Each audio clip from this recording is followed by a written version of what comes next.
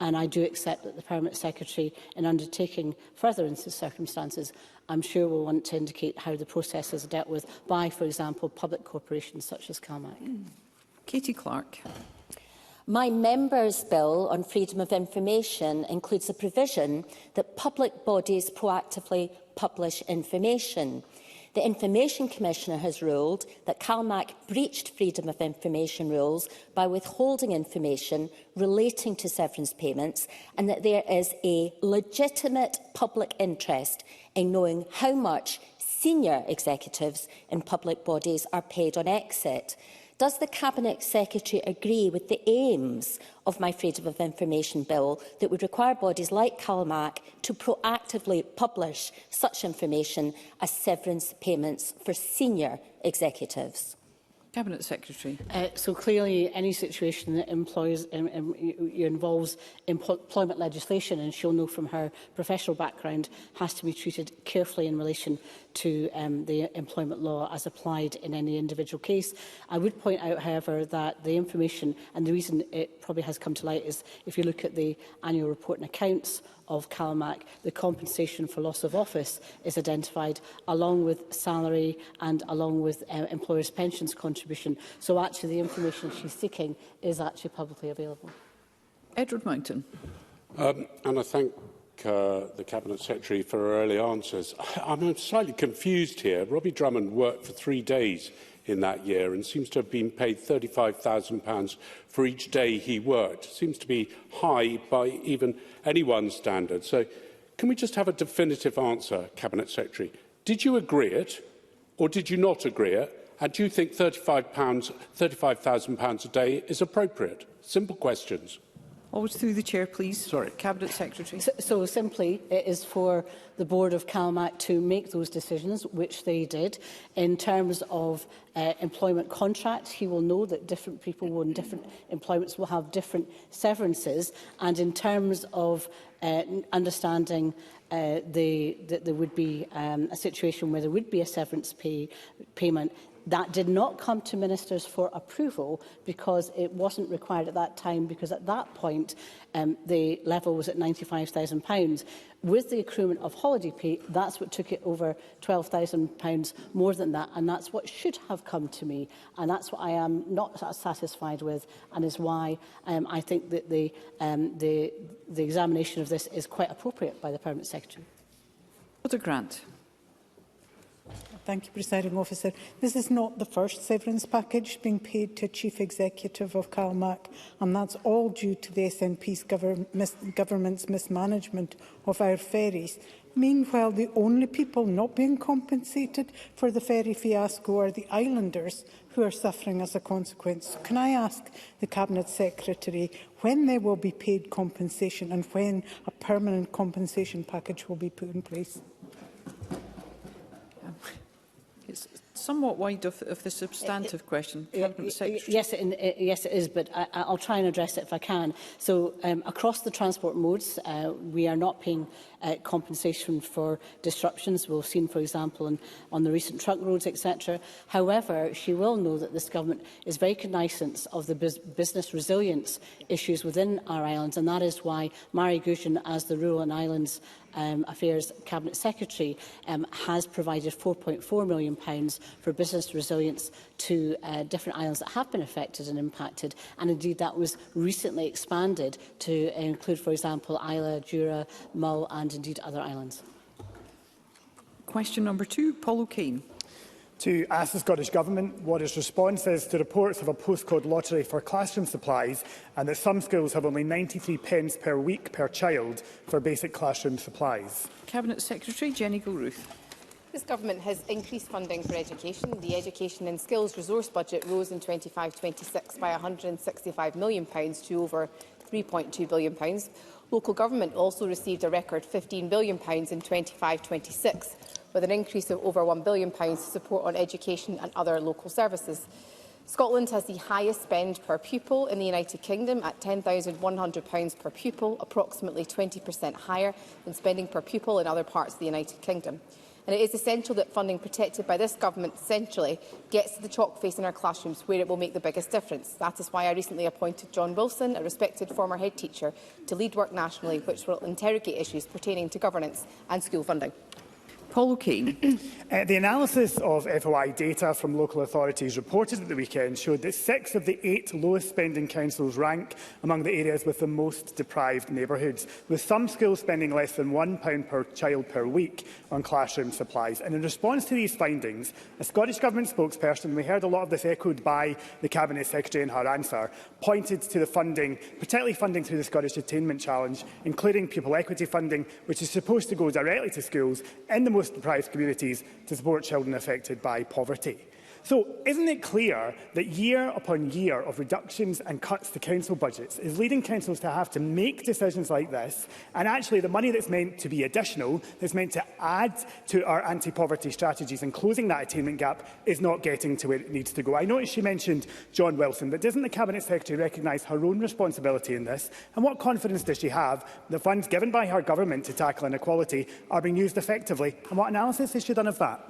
Cabinet Secretary. I thank Mr O'Kane for his question. There were a number of different points in there, Presiding Officer. I will try to come to mindful of time. He is absolutely correct to say that PEF funding should be additional in relation to school budgets, and that's the way in which it has been protected by this government through budgetary processes. And of course, I observed the Scottish Labour Party were unable to support the previous budget. But in terms of the FOI data itself, as I understand it, we do not have FOI data from all local authorities on this issue. And I think it's also important to note that the article in question that Mr O'Kane cited noted that the data can be recorded differently from council to council, and most of the figures, as we understand it, relate to 24-25 financial year.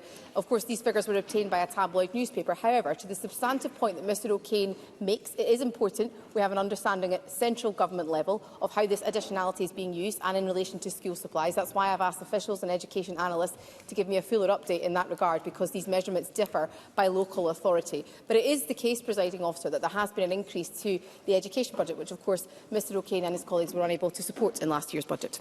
Paul O'Kane.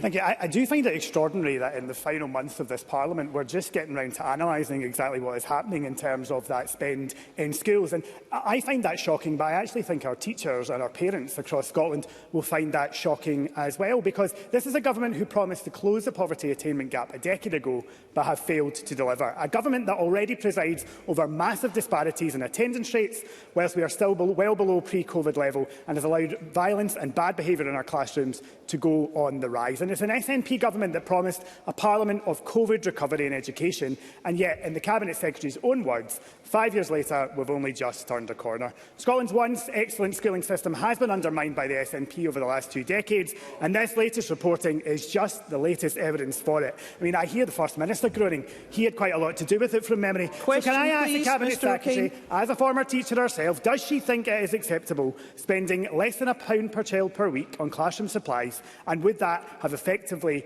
happened under her watch when she promised COVID recovery? Cabinet Secretary. Presiding Officer, like Mr O'Kane, I agree that governments should protect and enhance education spending. That is why, in last year's Scottish Government budget, this SNP government did exactly that, with a resource increase of over 3%. We provided extra money to councils for more teacher numbers, we provided extra money to councils for additional support needs, and we provided a record settlement to local government. Now, Scottish Labour's response to that record increase for the education portfolio was to sit on their hands. Now, this year, we hear from Mr O'Kane's boss, Anna Sarwar, that Scottish Labour are not in a strong negotiating position over the budget. In a parliament of minorities, Presiding Officer, these benches might have expected Scottish Labour were in a prime position to force the hand of this government. Instead, just like last year, they opt out.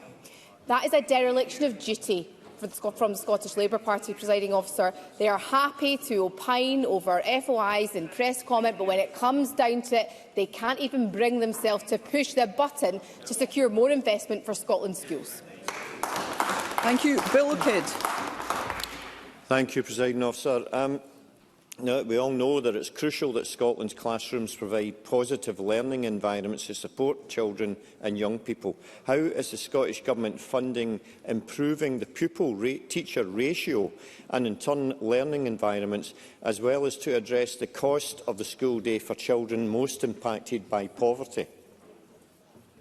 Cabinet Secretary. Presiding Officer, as I've set out, thanks to additional investment secured in last year's budget, and the efforts of education authorities. The census data which published in December showed an increase in the number of teachers in our schools for the first time since 2022, which is to be welcomed. But it also showed an improvement in pupil-teacher ratios, and our continued investment in relation to the Scottish Attainment Challenge over the past decade is helping to drive improvements at local authority level and in our schools, as can be evidenced by the very welcome progress we saw in the ACIL data which published in December.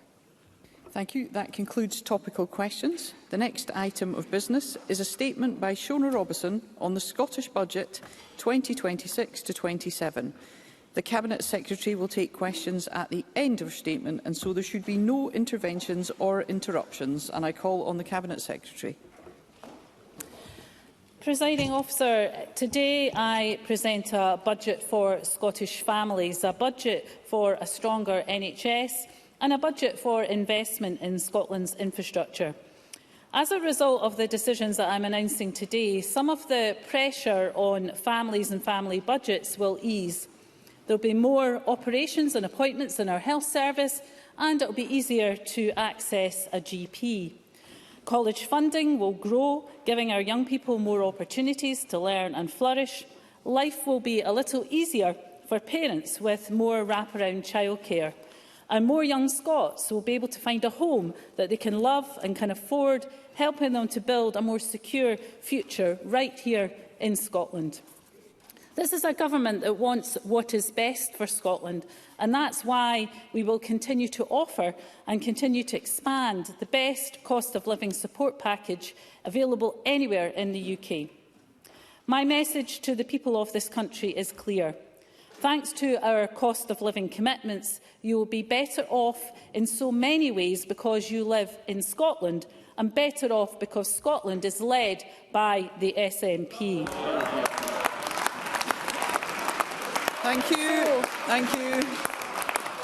Today, Presiding Officer, I am very proud to present a budget for Scotland with an investment of almost £68 billion in the well-being of our people and in the future prosperity of our nation. And to present our multi-year spending plans with total investment of almost £200 billion, the Scottish Spending Review and the Infrastructure Investment Pipeline demonstrate the scale of our ambition for our nation. Presiding Officer, I will begin today where I left off in my budget last year. Just over a year ago, I stood in this chamber and announced our intention to scrap the cruel two-child cap. It was widely welcomed across Scotland, but the representatives of the UK governing party in this Parliament couldn't bring themselves to vote for it. It has taken the UK government almost a year to catch up, but I am pleased that they have done so. The Scottish Government will now go further and do more. Instead of mitigating yet another damaging Westminster policy, we can use the £126 million released in this coming year to keep even more Scottish children out of poverty. Our aim is to target all of these extra resources in the most effective way, to ensure a maximum impact on those families. And that means this year, as part of a £50 million whole family support package, specific additional support for colleges as part of ongoing initiatives to raise income through skills and education so people can find work and better paid work.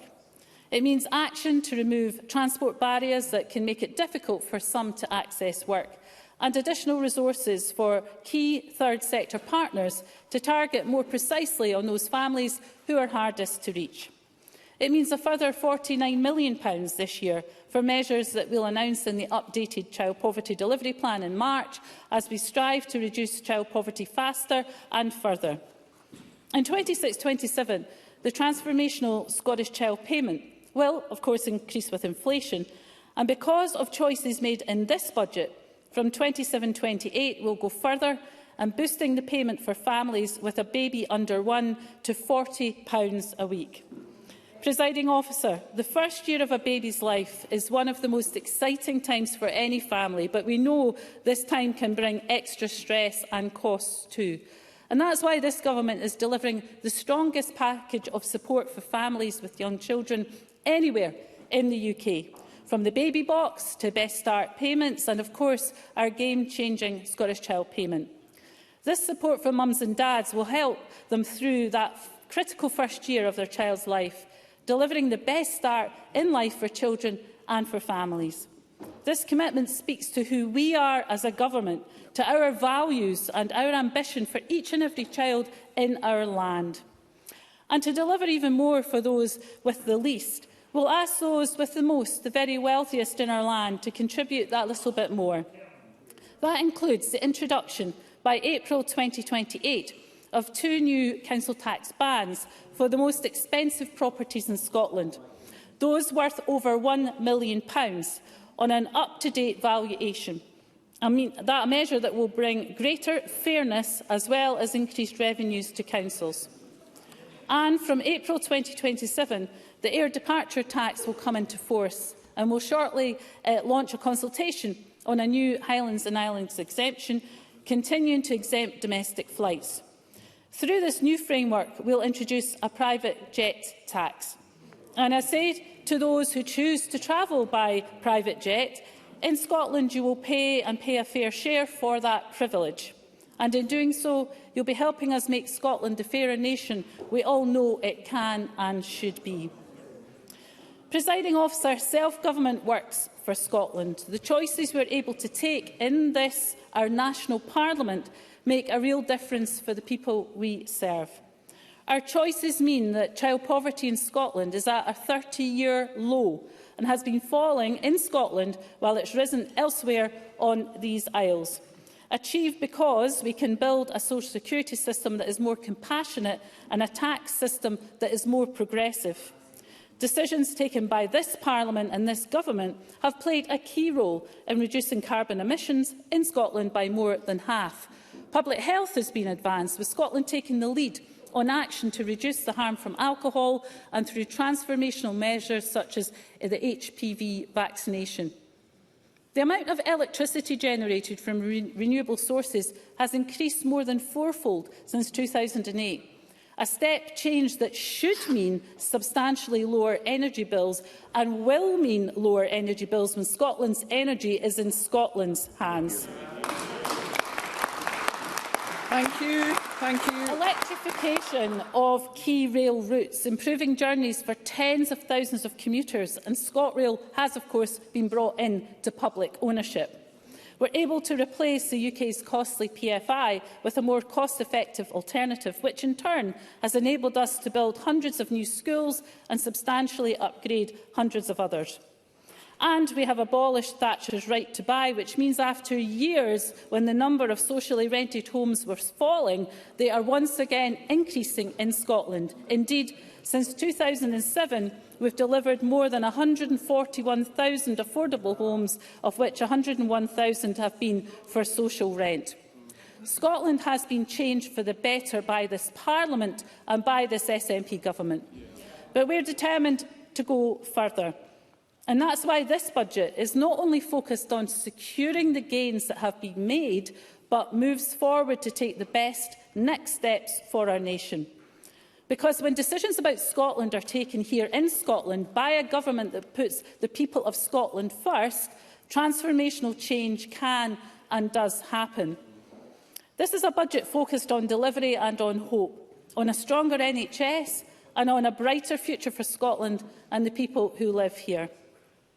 Presiding Officer, this is a budget that will direct more public spending to the front line. At its very heart is a commitment to effective and efficient policy delivery through a more modern public sector and smarter use of technology, including digital delivery, making it easier for citizens to access the services they need. Our approach to public sector reform will deliver £1.5 billion in efficiencies, helping us protect frontline services from the worst impacts of a tightening fiscal environment, not least due to constraints the UK Government has put on Scotland's budget, including the near £400 million shortfall in funding as a result of the Chancellor's decision to increase employers' national insurance contributions. Our ambition is clear: a Scotland where public services work seamlessly for people, modern in their design and delivery, accessible where and when they are needed, flexible in how they respond, and consistently focused on the best outcome. In short, public services are centred on the needs of the citizen, not the needs of the system. But of course, for this budget to pass, and for the benefits to be felt by families across Scotland, we need support and votes from other parties across this chamber. As before, let's hear one another. As before, my aim has been to seek common ground. Thanks to constructive pre-budget engagement, key priorities of opposition members have been included alongside the priorities of this government in my budget plans today. That includes, among other things, more money to improve neurodevelopmental assessments and care for children and young people, additional investment for changing places toilets, resources to support bus franchising, and support for the redevelopment of Edinburgh's King's Theatre. From our budget conversations, I have no doubt that members across the chamber will also welcome actions in other key areas. That includes our commitment to the communities affected by the closure of Mossmoran, who will receive targeted support of £9 million over the next 3 years. Our commitment to the residents of Shetland and Orkney, who will benefit from lower costs as we scrap peak fares for islanders on the Northern Isles ferries. And our commitment to the college sector, which will see a substantial 10% increase in funding. That is £70 million extra this year. Alongside this, the Scottish Funding Council, supported by the Scottish Futures Trust, will be working with colleges, including Forth Valley and Dundee and Angus, to develop a comprehensive infrastructure investment plan that addresses local priorities. Presiding Officer, this is a budget for a stronger health service. A budget which protects and enhances the best cost of living support package available anywhere in the UK. It's a budget worthy of support. For our NHS, it delivers a record £17.6 billion for frontline services, £2.4 billion to support the vital work of GPs, primary care and community services, and over £2.3 billion of support for social care. It means our health service will have the resources it needs to continue reducing waiting times, to continue cutting waiting lists. And I commend NHS staff for the work that they are doing right now to cut the longest waits, something now achieved for 6 months in a row. There will be more operations and appointments, building on the targeted investment in last year's budget, which has seen a record number of hip and knee procedures and an increase in both inpatient and outpatient appointments. We know what works, and we're investing at record levels so our NHS can do more of it. And there will be significant new investment in our staff, higher wages, improved training and action to support staff well-being, retention and work-life balance. The NHS is nothing without its staff, and I want them to hear loud and clear that they are respected and valued. Thanks to their efforts, the NHS is already getting better, and this budget will continue to support them as they work tirelessly to put patients first. And for the social care sector, today's budget will enable further action to reduce delayed discharges, as the Health Secretary will set out following engagement with local government and health and social care partners. It also provides the resources needed to ensure that where we commission services, those working in adult social care receive as a minimum the real living wage. Once again this year, a bigger share of the health budget is going to primary care. And that means the number of GPs in Scotland will continue to rise, and more GPs will mean easier access. And because we are committed to ending the 8 a.m. rush, this budget contains £36 million to begin the rollout of new high street walk-in GP clinics, with the first coming soon. Our ambition is to deliver the best care at the right time in the right place, free at the point of need. That includes an ongoing expansion of our Hospital at Home programme so that more people can receive the care they need in the comfort and security of their own home. And have no doubt, we have an NHS in Scotland that is on the path to recovery, an NHS that after COVID, after such a huge shock to the system, is getting better. This is a budget that will enable our health services to do more and to do it better.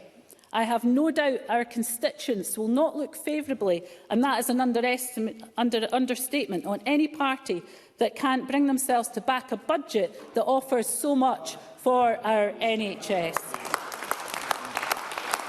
Thank you. Thank you. Presiding Officer, this is a budget for the well-being of our people and for the prosperity of our nation. A society where the needs of people and planet are to the fore. For the planet, that means we'll continue to play our part in global efforts to tackle the growing climate emergency. That includes an ongoing commitment to decarbonise our economy, with investment to support more carbon-free transport, more carbon-free heating for businesses and homes, and to continue the expansion of renewable electricity generation around our shores. Taken together, we're committing over £5 billion this coming year towards measures that will reduce Scotland's carbon emissions, increase our resilience in the face of climate change, and in many cases save families hard-earned cash. It's an investment in our landscape and our natural environment, assets that are priceless in themselves, but also of vital importance economically. I think of food and drink and tourism sectors that are flourishing and vital to our health and our sense of self, to our well-being in its fullest sense. And it's an investment in those who care for our land, in our rural communities and our farmers, including a new package to nurture and develop regenerative and sustainable skills in food and farming. Presiding Officer, our commitment to the planet extends, of course, to investment beyond our shores. While others are choosing to reduce their commitment to international development, I'm proud to confirm that here in Scotland we'll increase our International Development Fund by a quarter to £16 million. Different choices, different values.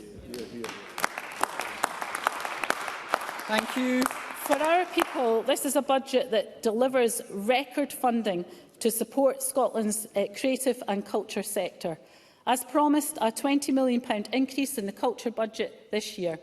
It's through our songs and our stories that we best express ourselves and best understand ourselves and our place in the world. In these times of uncertainty, in these times when there are so many pressures on family budgets, we can find some solace, maybe even some much-needed escape, in art and dance and laughter and music and in the shared experience that's a concert or a festival. I think Scotland is richer because of our world-famous culture, and this government stands full square behind our fantastic creative sector. It's a budget that creates new opportunities for Scots to learn and to flourish. That includes not only extra funding for our colleges, but also for our universities, including £20 million for the University of Dundee and an ongoing commitment to Scotland's high-quality apprenticeships, which this year alone will provide more than 31,000 Scots with a pathway to a sustainable, well-paid job. There will be targeted support to ensure critical skills shortages in our offshore renewables sector are met and to help retrain workers in the oil and gas sector. This is a government that is serious about a just transition and serious about making the most of our renewables opportunity.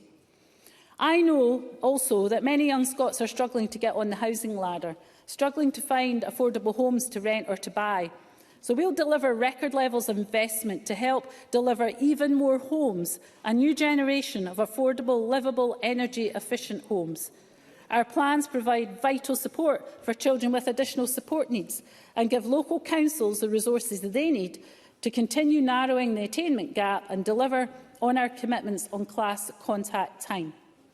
Overall, funding for local government will increase by 2% in real terms comparing budget to budget, a settlement that is fair and which recognises the important role of local government in the delivery of key services. Decisions on council tax rates will, of course, be taken locally.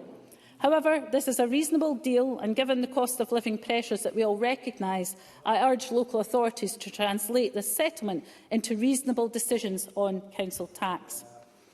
Presiding Officer, our ambition is for a society that is strong and an economy that is flourishing. Scotland is a nation of innovators, of wealth creators, and this budget is designed to support those whose efforts are essential if our economy is to grow. The most prosperous future for Scotland means being able to use our resources to deliver a clear competitive advantage for Scottish business. And that's why this government believes Scotland's energy resources should, of course, be in Scotland's hands. There's no good reason why Scottish companies are paying such high energy costs. Short of independence, however, there are steps we can and will take to see more direct benefits from our renewables revolution in our economy. That includes in this budget resources to support the creation of a diverse and sustainable supply chain for offshore wind here in Scotland. It means money in this budget to support a just transition for our industrial sector, including targeted investment in the Grangemouth industrial cluster. We're working with our partners in Shetland, Orkney and the Western Isles councils to agree a new accelerator model, a package of funding that is transformative and we believe can unlock hundreds of millions of pounds of investment in these island communities. Alongside this, our new National Islands Plan will take forward priority projects including clean energy, fixed links and other key infrastructure projects. These investments will form part of a capital investment programme worth £7.6 billion, which, given that infrastructure investment is a recognised driver of growth, will deliver significant economic benefits across our economy. It includes investment in our railways, with the delivery of new battery electric trains on the Borders and Fife routes, ongoing investment in the most extensive renewal of our ferry fleet since devolution, and this year it includes also nearly £200 million for the dualling of the A9. And I say this loud and clear, this government is committed to the completion of the A9 by 2035. Thank you. And we will take forward dualling of key sections of the A96, and working with partners will ensure a new station at Winchborough is delivered. Presiding Officer, in 2025, Scotland secured a decade-long stretch as the top UK foreign direct investment location outside of London. Central to that achievement is the work of our enterprise agencies and the Scottish National Investment Bank. So I'm pleased to say that this budget delivers on our commitment to invest £1 billion in the bank by the end of the parliamentary term and keeps us on track to invest £2 billion over the first 10 years. This budget will build on that progress with a package of funding to support disadvantaged and underrepresented young entrepreneurs and support companies to scale up. It also means enhanced support for Visit Scotland and a commitment to multi-year funding to further support town centre regeneration. The Small Business Bonus Scheme, which removes the burden of rates from 100,000 properties, businesses like hairdressers, bakers, cafes that form the lifeblood of every community, will be continued for the next 3 years. And in response to concerns in the business community about the recent revaluation, we will reduce the basic, intermediate and higher property rates, while also providing transitional relief worth £184 million over the next 3 years. We'll also provide 15% non-domestic rates relief in 2026-27, and for each of the 3 years of the revaluation cycle, worth £138 million over 3 years for retail, hospitality and leisure premises liable for the basic and intermediate property rate, capped at £110,000 per business per year. In our islands and designated remote areas, that business relief will be 100%. In total, including the small business bonus, over 96% of retail, hospitality and leisure properties will pay zero or reduced rates. Thank you. Thank you. Together, Presiding Officer, this provides retail, hospitality and leisure support worth £322 million over the next 3 years. Now, we are still awaiting details from the UK Government about possible changes to business rates for pubs in England following press speculation last week. But I can assure members that if additional resources become available, then we stand ready to use these to provide even further support for the sector in Scotland. There will be no changes to land and building transaction tax, and will continue to match UK rates with the Scottish landfill tax. Presiding Officer, this is a government that cares about Scotland and all of our people. That means we will work harder than anyone else to secure the best possible deal for our nation and its people. Above all, that means a commitment to deliver the best cost of living support package available anywhere on these isles. The best cost of living deal in Britain is getting better. And it is not only about the cost of living, but just as importantly, it's about the quality of life. Free prescriptions, a saving of £9.90 per item compared to England, continued. Free eye examinations, a saving of £25 compared to England, continued. Average council tax and water bills still lower than in England and Wales.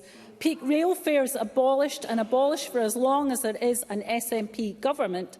Young Scots protected from a debt burden approaching £30,000 because tuition fees in Scotland are free, and free for as long as there is an SNP government. The baby box containing items worth £400, a gift to every new baby born in our land. Free school meals for thousands in our schools, including pupils from P1 to P5. Free bus travel for all young Scots under 22 and older Scots over the age of 60. 40 hours of free, high-quality early learning and childcare worth around £6,000, welcomed, I know, by thousands of young parents. All policies that help with the cost of living, but more than that, all policies focus in different ways on the well-being of our citizens at each and every stage of their lives. Presiding Officer, the choices made in this budget enable us to go further and do more. That includes funding to deliver, by August 2027, a breakfast club for every single Scottish primary and special school. So what does that mean in practice? Well, it means that the morning rush to get everyone organised and out of the house becomes that little bit easier. The chance to drop kids off earlier at school, perhaps open up new shifts at work. For some, families saving on the cost of breakfast. For others, the kids getting a breakfast that they wouldn't otherwise receive, fueling them to learn. Our plans include also new funding for wraparound activities in the afternoon and early evening. Building on the SFA's excellent Extra Time initiative, the budget will enable us to trial a programme of activities between 3 and 6 p.m. in a range of primary schools, helping to get kids active and offering parents the peace of mind that their children are being looked after free of screens. Again, more wraparound support, giving parents greater flexibility and freedom. And as a third element, more help for parents during the summer holidays. To mark Scotland's hosting of the Commonwealth Games and a welcome return to the Men's Football World Cup, investment in a summer of sport. And I know just how costly it can be for parents to keep their kids entertained during the long summer holiday. So this summer, thousands of young Scots will have access to a range of free sport activities, including, with an eye to future Scottish Commonwealth Games gold medals, a universal Learn to Swim offer for every single primary school child in our land. Thank you. It's action by a government that understands the pressures many families are facing. Action that will help to reduce costs, deliver more wraparound care and help keep more Scottish kids out of poverty. Presiding Officer, self-government works because it enables us to take different decisions based on Scotland's distinct circumstances, on our particular priorities and our values. And that's why we've chosen to invest in the well-being of our society, to provide universal access to services that are about leaving more money in people's pockets, yes, but also about solidarity, about a way of seeing the world that reflects who we are as a nation, an approach which is about making life a little bit easier for all.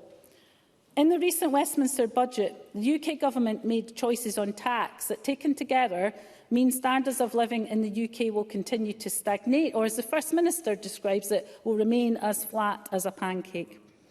The Chancellor decided to freeze income tax thresholds, including for the basic rate, which means more of people's hard-earned cash gets taxed or taxed at a higher rate until 2030-31. So I'm making a different choice. I can confirm that this year, while the others remain frozen, The thresholds for the basic and intermediate rates will increase by 7.4%. That is by well over twice the rate of inflation. That is an increase in these thresholds of almost 11% in 2 years. And as a result, even more people in Scotland can expect to pay less tax than if they lived in England, Northern Ireland or Wales. That's over 55% of Scots set to pay less income tax because they live in Scotland and have a government led by the SNP. Thank you. Presiding Officer, this is a budget for a stronger NHS, a budget for a more prosperous Scotland, a budget that once again gives the people of Scotland the best cost of living deal anywhere in the UK. It's a budget that offers new ways to access a GP with walk-in GP clinics, new help for hard-pressed families with more wraparound care, new hope for young Scots looking for their first home, more operations, more appointments in our NHS, more people paying less income tax because they live here in Scotland, new help and more help. It's a budget for families, a budget for Scotland, and it's a budget well worth voting for. Thank you. Thank you. The Cabinet Secretary. Thank you. The Cabinet Secretary will now take questions on the issues raised in her statement. I intend to allow around 60 minutes for questions, after which we'll move on to the next item of business. I'd be grateful if members who wish to put a question were to press their request to speak buttons. And I call on Craig Hoy. Thank you, Presiding Officer. This pre-election budget is as predictable as it is cynical.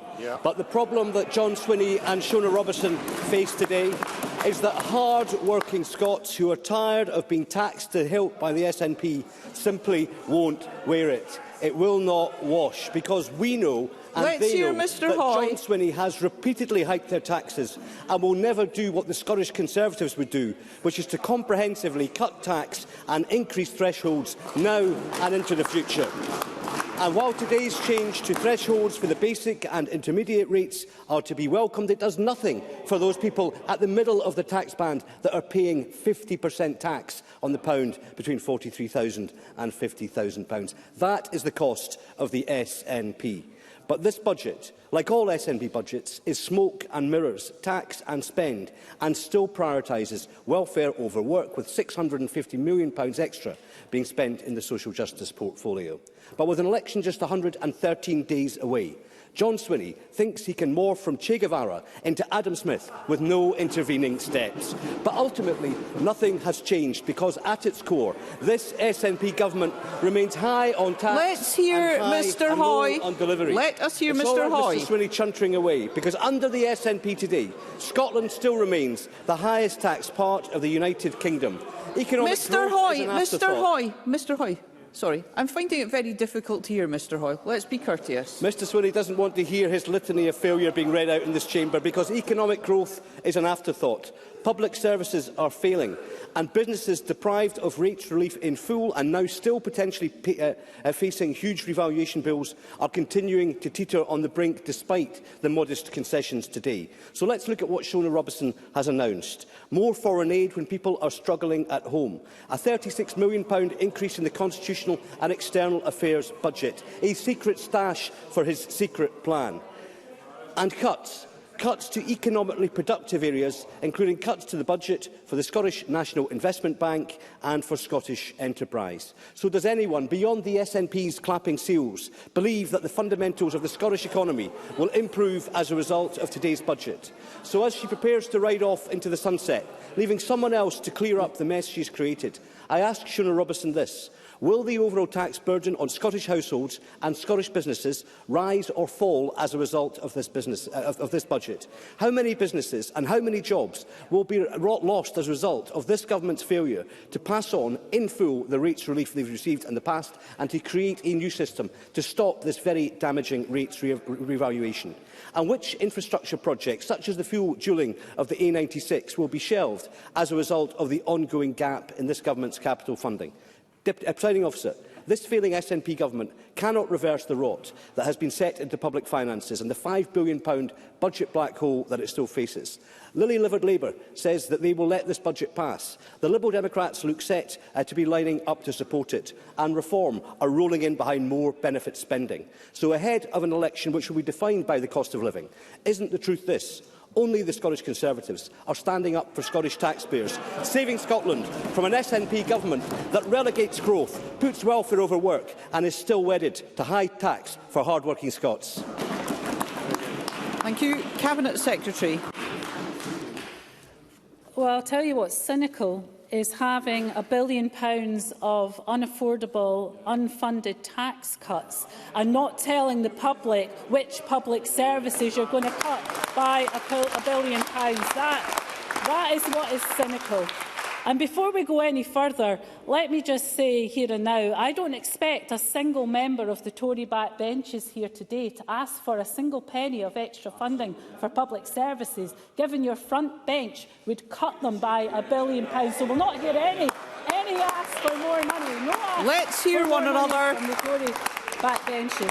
So let me say this. As I set out in my statement, the estimates from the impact of this budget will mean that 55% of taxpayers will pay less in Scotland. It actually rises to 57% after costs like pension deductions. And on business, I have set out that we'll decrease the basic, intermediate and higher property rates in 26-27, ensuring the lowest basic property rates since 2018-19. And as I said in my statement, taking all of the measures together, around 89,000 properties, or 96% of all retail, hospitality and leisure properties, will benefit from zero or reduced rates. I would have thought that's something that even Craig Hoy could have welcomed. Michael Mara.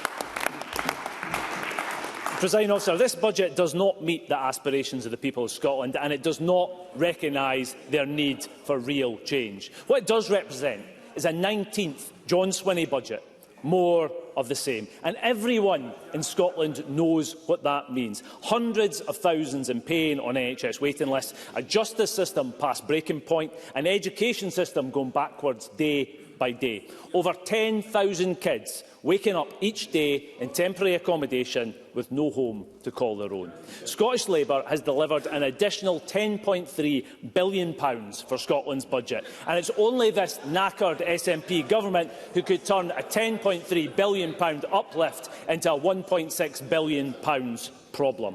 The positive measures in this budget see the SNP desperately trying to fix a few of their own mistakes. They want to pretend they're turning the corner on their own abysmal record. In reality, they have decimated Scotland's finances and brought our services to their knees. When I have asked SNP ministers what their plan is for desperately needed change in our hospitals, our schools, our colleges, our universities, change for our businesses, for families across Scotland, it's apparent they do not even understand the question, let alone have the answers. Their incompetence has taken Scotland's NHS to the brink, with people suffering in pain and a booming waiting list for direct flights to Lithuania for hip and knee replacements. And we have nearly £500 million each year that could be spent on Scotland's schools, upgrading our roads or building more houses. Instead, it's wasted on delayed discharge, something the SNP promised to eradicate 11 years ago. On top of that, £1 billion lost to Scotland's budget due to what the Independent Fiscal Commission calls economic performance gap, a direct result of their abject failure to grow Scotland's economy. This is the true record of the SNP government. So why on earth would a 19th John Swinney budget change Scotland's direction? Is it not the case, Presiding Officer, that the real opportunity for change is just weeks away, when a new government can deliver real change? And isn't the only way we can finally kick out this knackered SNP government and choose a new direction for Scotland is with Scottish Labour? Cabinet Secretary. I'd firstly like to thank Michael Mara for Labour's decision to abstain on the budget without costing us a single penny for the second year in a row. It's most helpful, and I thank him for that. In terms of the investment in the NHS, as I set out in my statement, we've had falls in long waits for 6 months in a row. This budget puts the investment in our NHS to make sure that continues over the next few months, because we know how important important that issue is for the people of Scotland. It, of course, also includes the massive investment in housing, £4.9 billion over the course of the spending review to tackle the issues of temporary accommodation and make sure everyone has a house that is warm, affordable to live in. But, you know, there is a fundamental truth here. When Anna Sarwar said that Labour was not in a strong negotiating position on the budget, I've just got some advice to Michael Mara. Asking for something is a good start if you want to have a negotiating position on the budget. And maybe third time lucky next year, eh? Through the chair always, Ross Greer. Thank you, Presiding Officer. The devil, of course, is always in the detail, but I am glad the Scottish Government has accepted Green proposals to fund the likes of childcare expansion with tax rises on the super-rich, a mansion tax on £1 million homes and a charge on the 12,000 private jet flights taken in Scotland every year. Now, I've called on the First Minister repeatedly to deliver more support for the workers facing redundancy at Mossmorton, and I welcome that proposal has been accepted. But the Scottish Greens and trade unions have called on that funding to be conditioned on guaranteed job interviews for the workers who are being abandoned by Exxon. So can the Cabinet Secretary confirm that the Mossmorton support grants will only go to businesses who offer those job interviews to the highly skilled workers who have just spent a Christmas wondering how they will provide for their families in 2026? Cabinet Secretary. First of all, can I welcome the productive discussions that the Scottish Greens had with me over the budget. I think the budget is better for inclusion of opposition asks, but opposition obviously have to ask for them first. On Mossmorton, of course, we are really pleased to support the workforce there and to enable the development of important economic opportunities in the area. In principle, I'm quite supportive of the suggestion that Ross Greer makes, because it is important that those workers affected are the first in line to get an opportunity for growth and business opportunities from the investment that we're going to make. So in principle, yes, and I'm sure the Deputy First Minister will take forward the details of that. Jamie Green. Thank you, Presiding Officer. The question here really isn't about how the budget passes, it's about what you get out of it if it does. And the Scottish Liberal Democrats are in the business of just getting stuff done. So we've been clear with the SNP. If we see movement on our key areas of priority, then yes, there's a conversation to be had.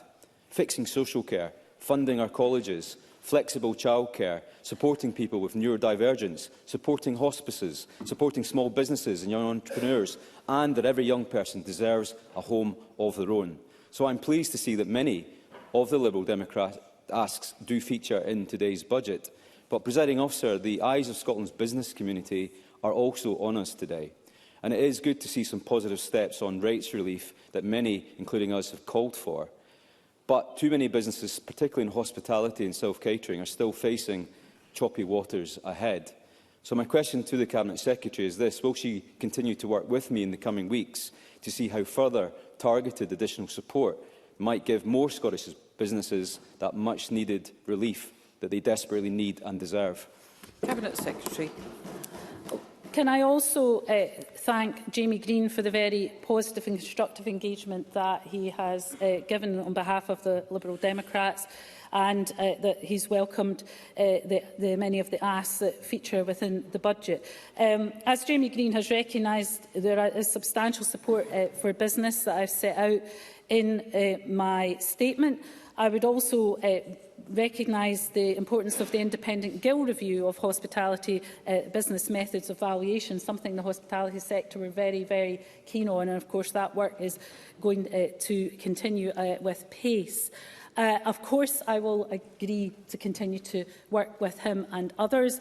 As I've said, it is very opaque and lacking in information about what the UK Government's intentions are, if they're going to go further or not. We found out through the press, not through any communication from the UK Government, which is disappointing. But let me reiterate the point that if there are further consequentials flowing from what I guess is a U-turn by the UK Government in terms of the position in England, then of course we would want to support the hospitality sector further. So I have written to the Chief Secretary of the Treasury asking for a meeting urgently to discuss, and I know my colleagues in Wales and Northern Ireland are also keen to do that.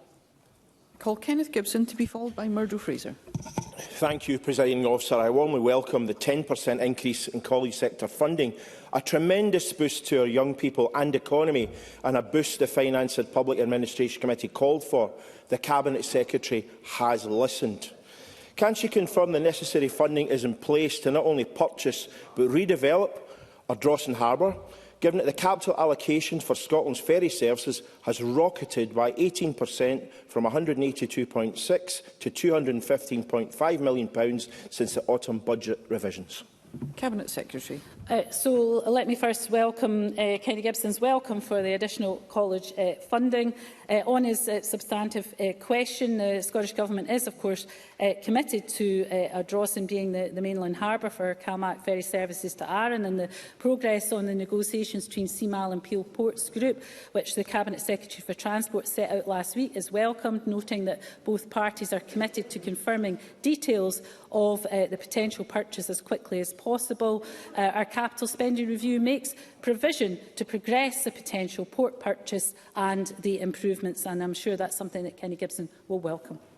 Murdo Fraser to be followed by Joe Fitzpatrick. Thank you, Presiding Officer. As we raised in the Chamber last week, businesses across Scotland are currently facing increases in their rateable values of up to 400% as a result of the current revaluation.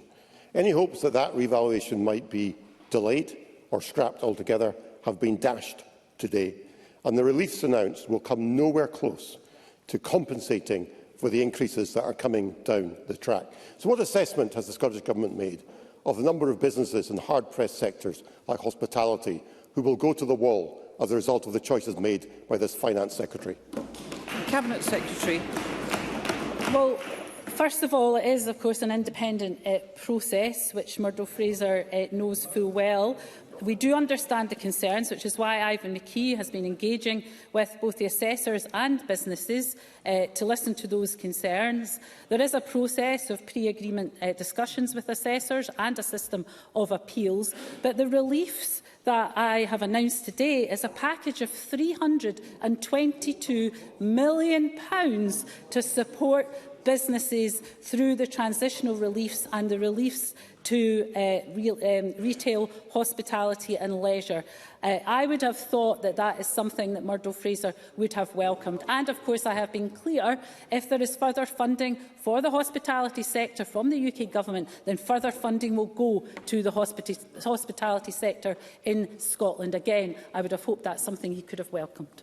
Joe Fitzpatrick to be followed by Jackie Bailey. Thank you, Presiding Officer.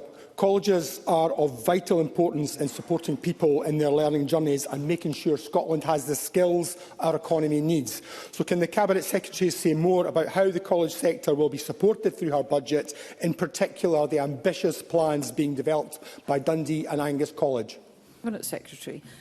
So for Scotland's colleges, the budget delivers a combined increase of £70 million in resource and capital funding, equivalent to a 10% uplift on last year's budget. The Further Education Minister recently met at Dundee and Angus College to discuss their ambitious proposals, and the Infrastructure Investment Plan that I'm publishing today confirms that the Scottish Funding Council will continue to work closely with Dundee and Angus as they progress work on the options to address their local priorities through their upcoming 10-year college infrastructure plan, which is due in the autumn of this year. And it is a fantastic project and very well led by local leadership in Dundee and Angus College. Jackie Bailey to be followed by Kevin Stewart. Health and social care partnerships responsible for delivering social care face a funding gap of £560 million in this year alone, and COSLA estimates there is a need for £750 million for next year. If the SNP is claiming that they are funding social care adequately, then why are lifeline care services being slashed? Why are Health and Co social care partnerships declaring a social care crisis? Why are they only funding the most critical care so that people are stuck in hospital unable to get out? And why is there a growing waiting list for care assessments? And why are essential packages of care being denied? So let me ask the Cabinet Secretary, why therefore are the most vulnerable people in Scotland being let down by this SNP government? Cabinet Secretary.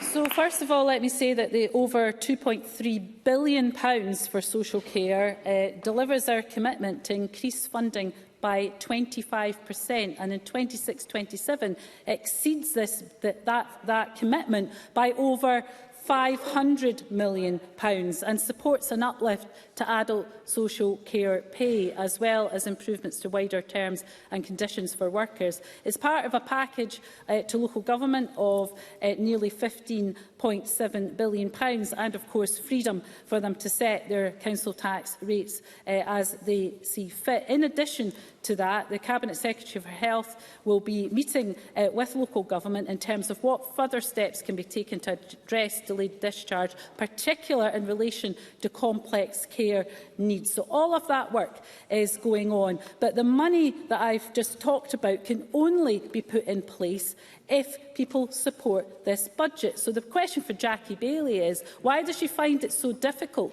to press her button to support the £2.3 billion of investment in social care? That's something she will have to explain. Kevin Stewart, to be followed by Douglas Lumsden. Thank you, Presiding Officer. Tuition fees have gone up in England and Wales under Labour, but in Scotland the SNP has protected free tuition for our students. We believe that university should be based on the ability to learn and not the ability to pay. I'm pleased that the Cabinet Secretary has confirmed that this budget will continue to protect free tuition. But can she advise how many students have benefited from free tuition under the SNP? Cabinet Secretary. Well, can I say to Kevin Stewart that he very much understands the importance of the investment being made in free tuition. And the point here is that if we don't invest in our young people and saddle them with that debt, then it will put people off from lower income households from going to university. I was the first person in my family to go to university, and I did so because of the supports that were in place. If I had had to face the debt that young people in England were having to face through tuition fees, I don't think I would have gone. I'm very happy to give Kevin Stewart in writing the number of students who have benefited from free tuition to date. Douglas Lumsden, to be followed by Paul McLennan. Presiding Officer, thousands of oil and gas jobs are lost every month while the SNP have a presumption against new oil and gas. And in the face of this jobs emergency, the SNP response is to allocate a pitiful £3 million to support former oil and gas workers into renewables. So when will this devolved government open its eyes to what is happening to the oil and gas sector and back our workers that keep the lights on for families right across Scotland? Cabinet Secretary. Well, of course, one of the most important things we've done is demand that the UK Labour government get rid of the Energy Profits Levy. The Energy Profits Levy that Douglas Lumsden and his colleagues introduced in the first place. Something they don't like to hear about because it doesn't suit their narrative. But we will repeat it, and we will repeat it and repeat it. EPL was born out of the Tory UK government. Paul McLennan, to be followed by Paul O'Kane. Thank you, Presiding Officer. I welcome the announcements made today to give the best start in life for children and families. This will benefit thousands in East Lothian. Can I ask the Cabinet Secretary how this budget will continue to drive down child poverty and, in particular, increase support for families? Cabinet Secretary. Well, we've put child poverty very much at the heart of this budget and the spending review, which outlines how we'll drive continued progress.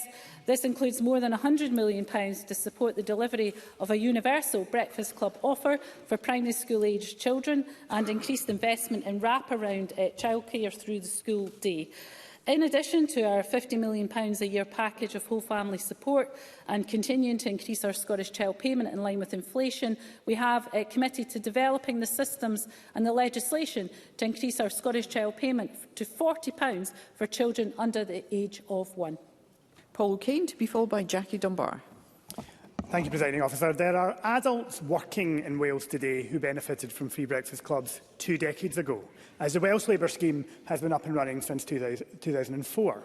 The UK Labour government began rolling out free breakfast clubs in all state schools within a year of taking office and have boosted funding for after-school clubs in England to support the most isolated children. So I, of course, welcome the Scottish Government following in the footsteps of those administrations today, even if it has taken almost 20 years because of their own cuts to local authorities and to schools. But it does beg the question, if they cared so much, if they were so convinced of the benefits of the policy and they had additional money from the UK Government, why has it taken this Government so long? Surely the answer can only be that they're out of energy, they're out of time, and they need to get out of the way for a Government who will actually do the hard work of delivering. Cabinet Secretary.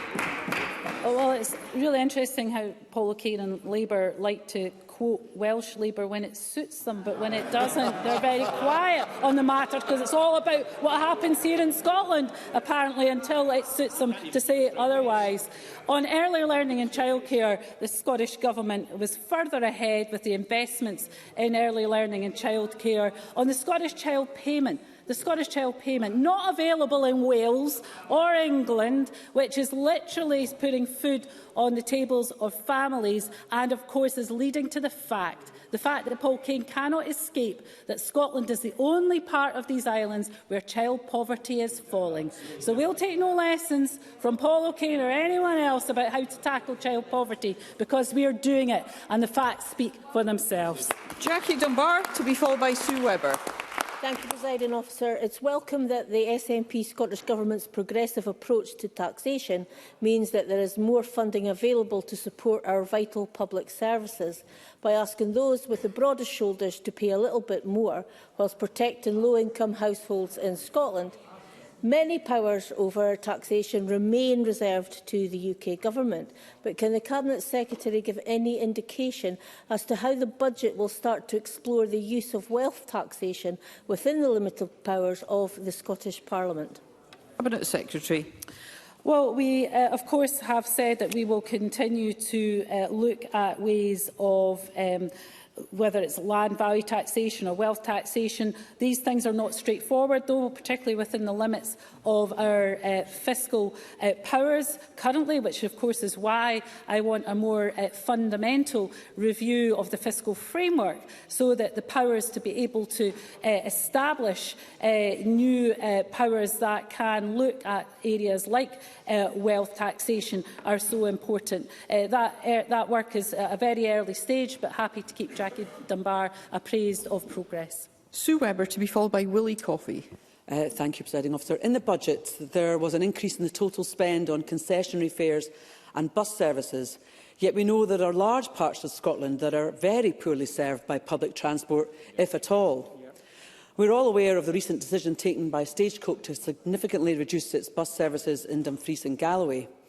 And in the statement today, the Cabinet Secretary said that public services should be accessible where and when they are needed. If there are no buses available, then the bus pass becomes absolutely worthless. Surely, Cabinet Secretary, if the SNP are serious about tackling inequalities across our communities in Scotland, it would have been wiser to use this to fund a specific rural bus fund. Cabinet Secretary. Well, look, we will, of course, want to ensure that our public transport availability is available as far as is possible to all communities in Scotland. And, of course, Transport Scotland is working with rural communities and others in terms of public transport commitments. But I would just say to Sue Webber that, with with tax cuts of £1 billion, that would be less money for bus services or indeed the expansion of bus routes anywhere, because there would be less money, not more money, for these things. So, as I said at the beginning of the session, let's hear the Cabinet Secretary. We cannot have Tory backbenchers coming here asking for more money, when their front bench is going to cut that money by £1 billion of unfunded tax cuts. Willie Coffey, to be followed by Claire Baker. Presiding Officer, it's vital that we press forward with work to support our town centres so that they can become more sustainable and thriving places for people to live, work and enjoy. Can the Cabinet Secretary say any more about how the budget will support regeneration of our town centres via affordable housing and other measures that can help turn the fortunes of our high streets around? Cabinet Secretary. Well, supporting the delivery of 36,000 affordable homes and our wider all-tenure ambition, we plan to invest up to £4.9 billion over the next 4 years, of which £4.1 billion will be public investment, working with partners including the Scottish National Investment Bank to leverage additional private investment. I do think there is a real opportunity in using affordable housing resources to regenerate our town centres. Town centres are changing by the very nature of the way people have changed their shopping habits, and that means that we want to really try and get people back into living in some of our town and city centres, and I do think affordable housing can play an important role in achieving that. Claire Baker, to be followed by Michelle Thompson. Thank you, Presiding Officer. The Cabinet Secretary repeats the claim that child poverty is at a 30-year low, but you should know that that is not the case for children in relative poverty, and that the 2023-24 interim target was missed, and the Government are not on track to meet the 2030 legal target. In this budget, Table 5.07, Social Security Scotland's budget is set to go up by a third. That is an increase of some £125 million. This is more than the resources that have been freed up by the UK Government's decision to scrap the two-child benefit cap, which much of the debate around tackling child poverty in this budget has been focused on. So how is that increase justified? Cabinet Secretary. Well, look, on the issue of children living in relative poverty, that is why we have focused so much of our resources and effort and policies to tackle child poverty. So Shirley-Anne Somerville will set out the next child poverty delivery plan in March. It will set out a raft of measures to give us the best chance of hitting that relative poverty target, which of course this Parliament signed up to. But I would hope that Claire Baker, feeling so strongly about this issue, given the measures that are in this budget to help tackle child poverty, will find a way of wanting to support this budget and the resources that are included in it to tackle child poverty, rather than just sitting on her hands. Michelle Thompson, to be followed by Miles Briggs. Thank you, Presiding Officer. I welcome the continued investment in the Scottish National Investment Bank as a key enabler in economic growth. The detail of the table shows that the bank can now reinvest income received. So can the Cabinet Secretary confirm if the Treasury rules are now the same as the British Business Bank? And, however, just as importantly, can the Cabinet Secretary confirm if underspends at the end of any financial year, which is restrictions set by the Scottish Government, have they been removed as well? Cabinet Secretary.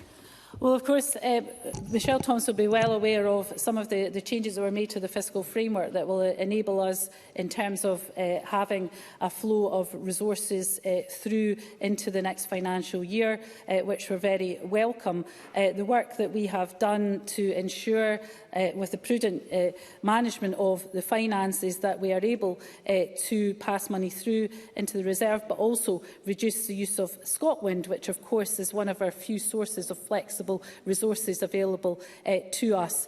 Michelle Thompson will be aware, though, of the limitations of the fiscal framework that I referred to earlier on. That is why I want to negotiate something far more ambitious, and that is something that I've raised with the Chief Secretary to the Treasurer on a number of occasions. Miles Briggs, to be followed by Gillian Mackay. 5 years ago, the First Minister stated, if we are re-elected, the SNP will roll out a new programme to deliver into the hands of every school child in Scotland a laptop, Chromebook or tablet to use in school or at home. 5 years on, that election pledge is nowhere near being delivered. So can the Cabinet Secretary tell me how much will be in this budget to deliver on that election pledge? In just 100 days they have left to do that. And if not, why should any young person or parent believe a word the SNP say to them in May? Cabinet Secretary.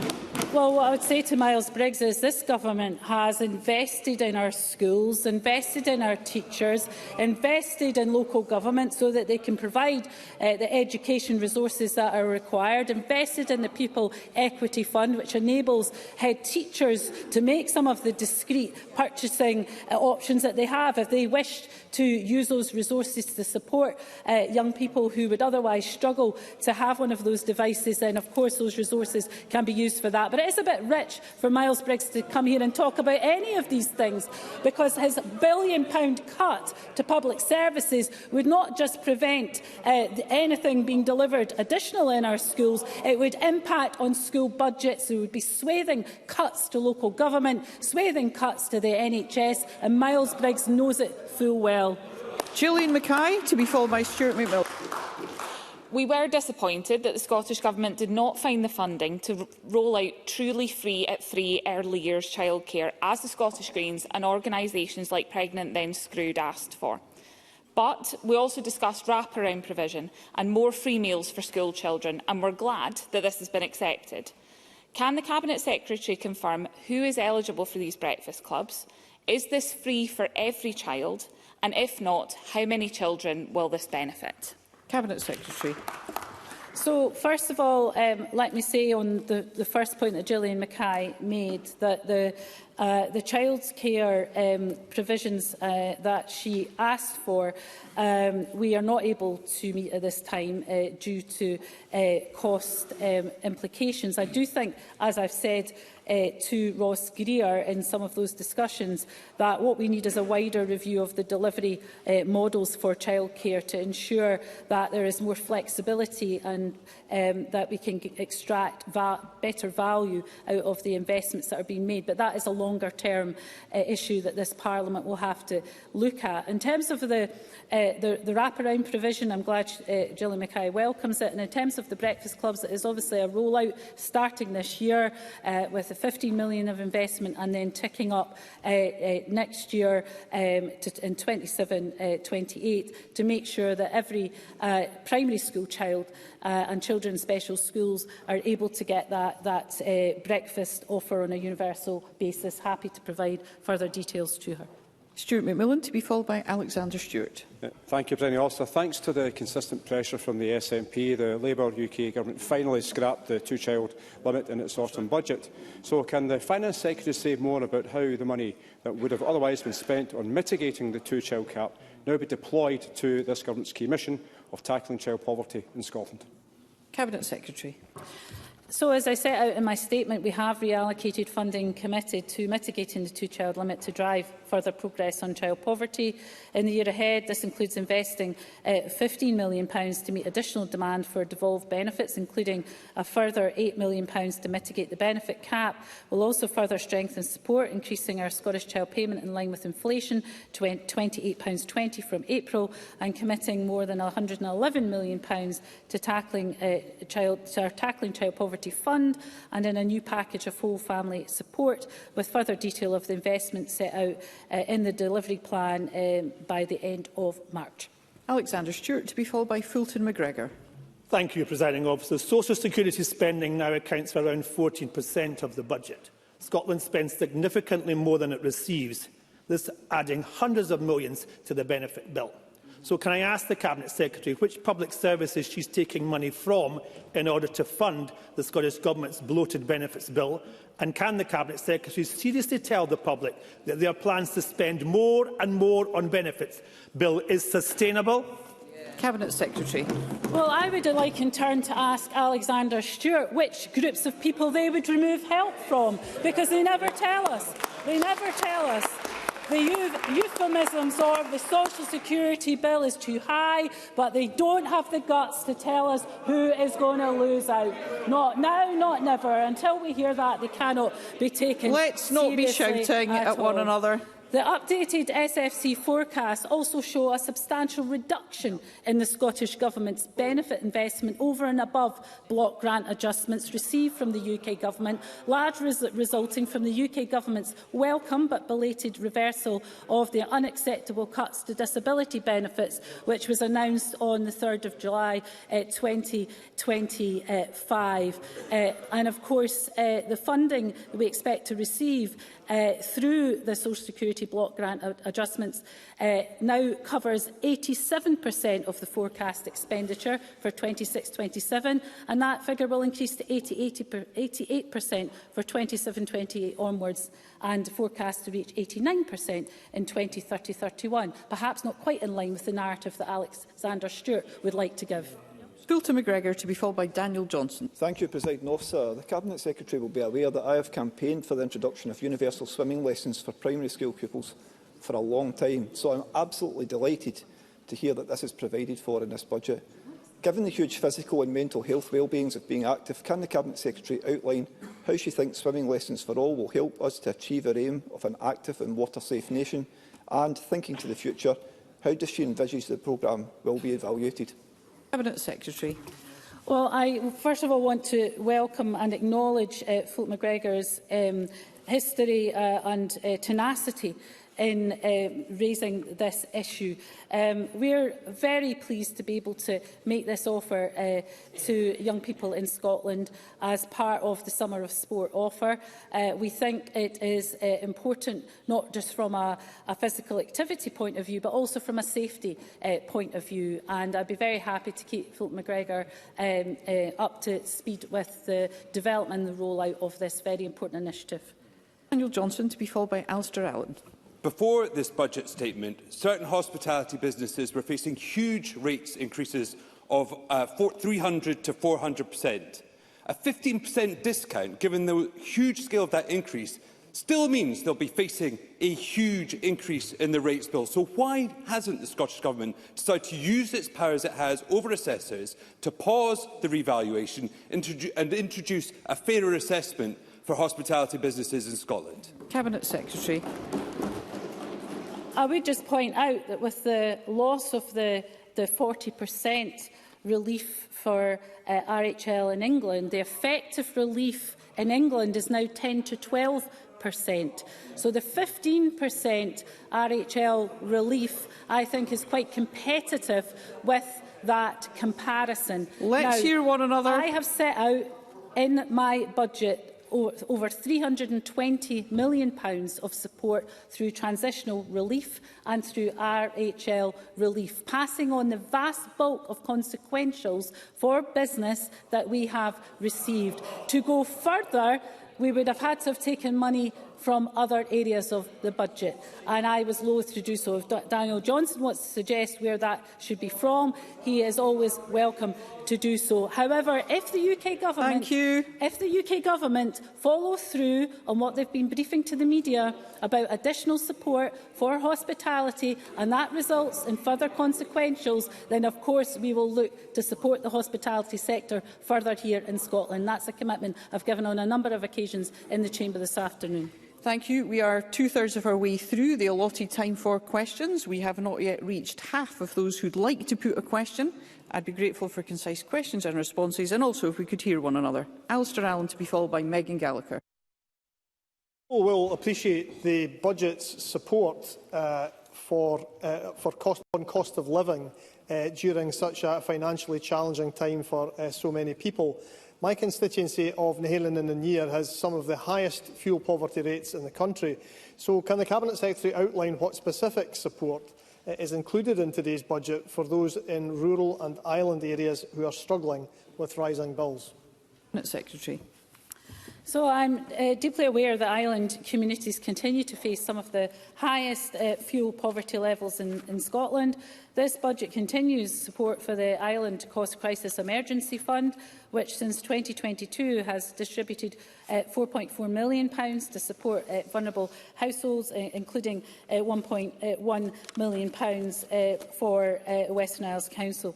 In addition, through area-based schemes, we've invested over £13 million in the Western Isles since 2013, helping 3,500 fuel-poor households make their homes warmer. And this budget will continue advancing social and economic prosperity on our islands in line with our new National Islands Plan. Megan Gallagher, to be followed by George Adam. Thank you, Presiding Officer. Whilst an uplift to the housing budget is welcome, the Cabinet Secretary knows that encouraging private investment is key to solving Scotland's housing crisis. And I did find it interesting that there was little to no mention of the housing emergency in her statement today, because of course a housing emergency was declared by this Parliament.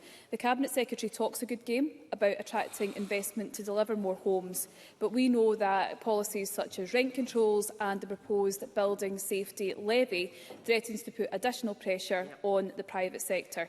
So can the Cabinet Secretary tell Parliament today how today's budget will support the private house building sector, and will she commit to eradicating punitive taxes that will make it more difficult for the sector to build the homes that we desperately need here in Scotland? Cabinet Secretary. Well, I don't think a £4.9 billion investment in affordable housing can be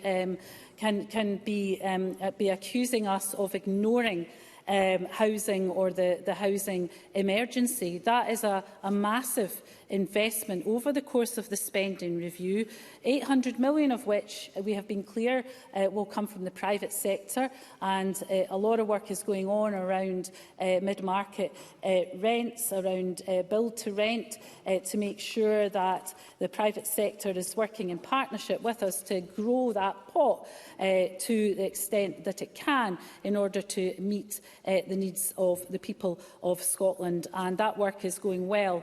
I'm sure something that Megan Gallagher would want to welcome. George Adam, to be followed by Fergus Ewing. Thank you, Presiding Officer. I'm pleased to hear that this SNP Scottish budget will deliver record funding for our NHS. Can the Cabinet Secretary advise how this level of investment in health in the Scottish Government will impact on delivery of vital services across Scotland? And will she join me in calling opposition members across this chamber to get off the fence and back this budget so that we can provide our NHS with the funding it deserves? Cabinet Secretary.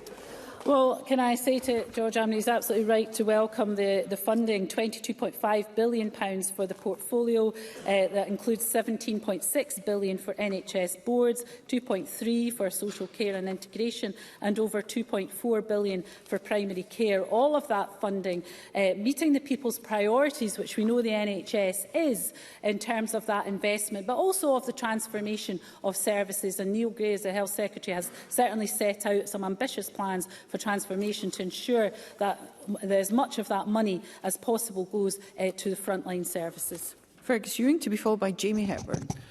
Presiding Officer, in documents that the Scottish Government were forced under FOI to release, it's been disclosed that Transport Scotland advised the First Minister and other ministers in 2023, 3 years ago, that there would be no money for the Nairn bypass this session of Parliament. But more than that, the position in the next 5 years would be, and I quote, equally challenging. So, very simple question for the Cabinet Secretary, requiring, I think, honesty and candour to my constituents in Nairn.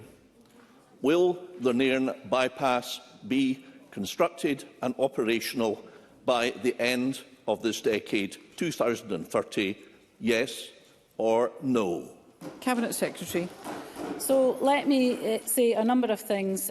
First of all, the Scottish Government's position has not changed, and that we remain in support of full dualling of the A96 and are progressing the dualling process from Inverness to Nairn, including the Nairn bypass. I can confirm today that investment in the trunk road network over the next 4 years will allow us to make progress on dualling the A96 between Inverness and Nairn, including the Nairn bypass. With the land acquired for the project, funding is included in the 26-27 draft budget to commence the delivery of advanced works for the scheme, along with the adjacent A96 inches to Smithton scheme. And in parallel to the advanced works, Transport Scotland continues to take forward the work to determine the most suitable procurement option for delivering the scheme, and therefore a timetable for delivery. The Cabinet Secretary for Transport has given a commitment to update Parliament when this work has concluded. But let me be clear, there is funding for the A96 Inverness to Nairn in the budget and across the CSR in 26-27, 27-28, 28-29 and 29-30. Something Fergus Ewing, I hope, will welcome. I call Jamie Hepburn, to be followed by Jackson Carlaw. Just last month, we saw the Scottish Government announce £300,000 of funding for Commonwealth Theatre, with £100,000 from Creative Scotland announced as well. Can the Cabinet Secretary set out what opportunities arise out of this year's budget for continued support for the theatre and indeed for the wider cultural sector in Scotland? Cabinet Secretary. Well, I'm very pleased to have been able to confirm an additional £20 million for the culture budget and continue to deliver on our commitment to increase culture spending by £100 million.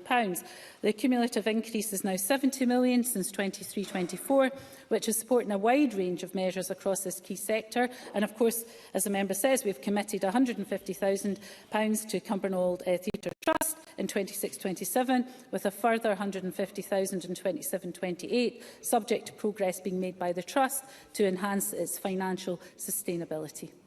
Jackson Carlaw, to be followed by Jeremy Balfour. Presiding Officer, a fortnight ago, the Participation and Publications Committee brought a debate to this chamber with all party support on the importance of swimming, given the background of Scotland having the highest accidental death by drowning rate of any part of the United Kingdom.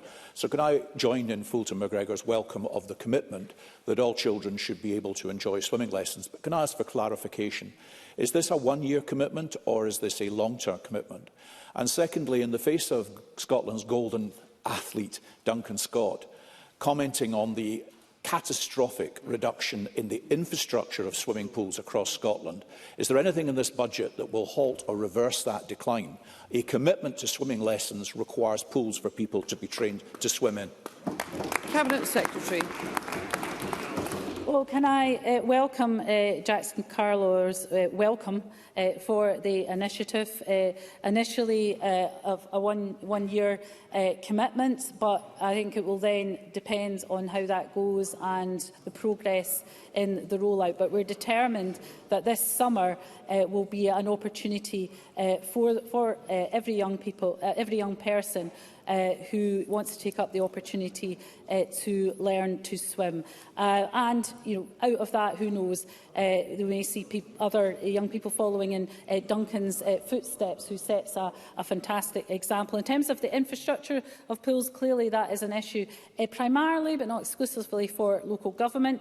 And that's why we have, of course, supported the local government settlement over a number of years to be able to provide the local services that local people require. Jeremy Balfour, to be followed by Claire Haughey. Presiding Officer, I am grateful for the Cabinet Secretary's engagement on the budget. Unlike my former Conservative colleagues in Lothian, I am glad that I have been able to negotiate money for disabled charities, for changing place toilets and for the King's Theatre. Would you agree with me that changing place toilets are not only good for individuals and for families, but the economic benefit they bring to groups and charities and organisations is good for Scotland and good for the local economy?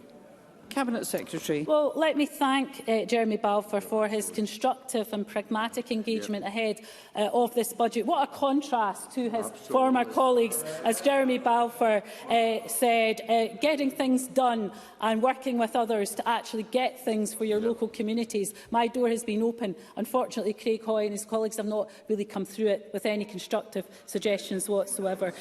Jeremy Balfour made a compelling case that not only should funding continue for our Changing Places toilet programme, but it should be spread over multi-year periods to allow for planning and delivery of the schemes. As a result, we'll provide an additional £10 million of funding over 3 years, starting with £3 million investment in 26-27. These facilities, championed by Jeremy Balfour, will provide people with profound disabilities and complex needs with greater freedom, enabling them to access community resources more easily. Thank you. Concise questions and responses appreciated. I call Claire Haughey, to be followed by Monica Lennon.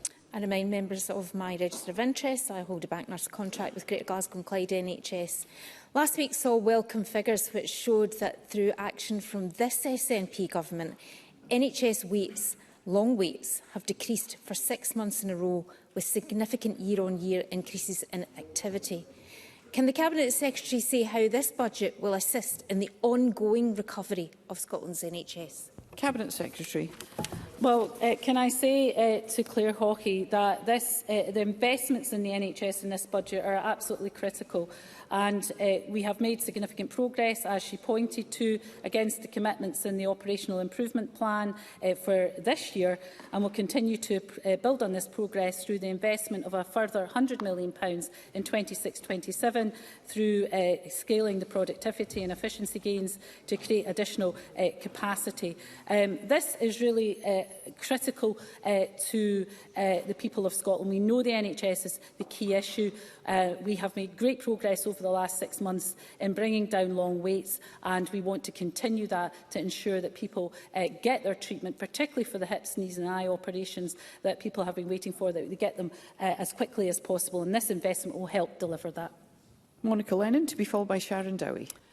Scotland's firefighters are demanding urgent funding to end the SNP's decade of dangerous underinvestment that has cut 1 in 6 firefighters since 2013. That is 1,250 posts, and delivered a real terms reduction in £84 million in the Fire and Rescue resource budget. Can the Cabinet Secretary explain why her budget does not reverse these cuts and fails to fix the £800 million maintenance backlog in our fire stations, equipment and ageing vehicles that are vital to protect Scotland's people, environment and infrastructure against fire, flood and storms? Cabinet Secretary. So we've allocated almost £436 million to the Scottish Fire and Rescue Service in 26-27, an uplift of 5.4%. We'll increase the SFRS capital budget to £48.4 million to ensure that they can develop their asset base across property, fleet, operational equipment and ICT. And of course, the continued resource and capital investment will support SFRS in their ambition through their Strategic Service Review programme to better align resources to current and future risks and continue to keep our communities safe, which of course I thank them for. Sharon Dowie, to be followed by Keith Brown. Officer. This government has already disgracefully cut 1,000 police officers from Scotland's streets. Police Scotland asked for £104 million simply to stand still and stop numbers falling further, yet the SNP budget delivers far less than that. How does the Finance Secretary justify choosing a budget that means fewer police numbers, overstretched officers, slower response times and compromised public safety? Cabinet Secretary. Well, we've allocated over £1.7 billion for policing in Scotland in 26-27, an uplift of 5%. That's an additional £59 million resource to the Scottish Police Authority to maintain capacity and capability in policing. We're increasing police capital funding to £86.3 million to invest in essential infrastructure technology and continue the delivery of their estate master plan. And of course, they were putting the £3 million continuation into tackling retail crime. But all of that is put at risk because of Sharon Dowie's support for £1 billion of tax cuts. None of that funding, none of it would be possible if we were to cut taxes by £1 billion. All of it would go. Police funding, college funding, NHS funding, local government funding, all of it would go. So the hypocrisy from Tory backbenchers of asking for more money is absolutely incredible and will have no credibility with the public whatsoever. Keith Brown, to be followed by Willie Rennie. The Cabinet Secretary be aware that I have led a campaign locally seeking extra funding for the college sector, particularly in relation to the continued existence of the Alloa campus of Forth Valley College. My constituents will be absolutely delighted by the Government announcement today of a 10% increase in funding. They will be absolutely appalled to find out the Labour Party never asked for a penny for colleges or intend not to vote for the 10% increase. Will the Cabinet Secretary confirm that, having made this fantastic announcement of a 10% increase, she has no reason to expect that the Scottish Funding Council and Forth Valley College will not now play their part and ensure the continued long-term sustainable future of the Alloa campus of Forth Valley College? Cabinet Secretary. So Keith Brown is right that the 10% uplift in funding for colleges will allow Forth Valley College to make strategic spending decisions in the interests of communities that it serves as soon as the Scottish Funding Council have confirmed allocations. The Minister will chair a meeting in Alloa with the FVC, the Scottish Funding Council, business and trade unions later this month to discuss. Clearly, a decision about the Alloa campus is ultimately a matter for the board of the college. Nevertheless, I have a view that the campus is valuable to the community and should remain open, and I'm hoping that the resources being made available will make that more likely. I call Willie Rennie. Liberal Democrats asked for support for neurodevelopmental assessments for children and young people, and we're pleased that it's in the budget. But can I ask the Cabinet Secretary about the construction of special schools? Because some of the special schools in my part of the world are the worst schools in my part of the world, and they deserve an improvement.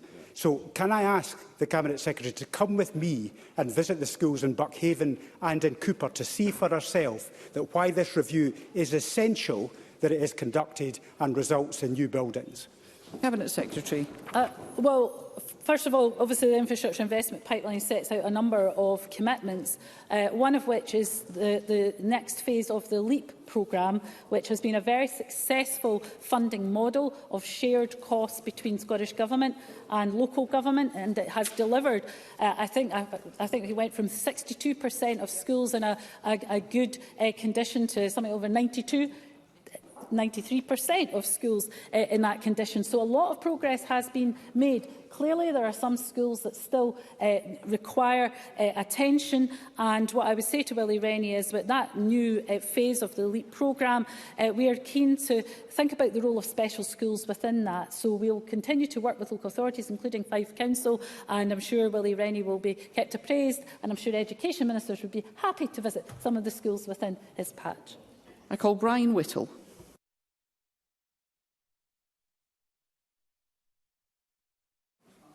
Thank you, Presiding Officer.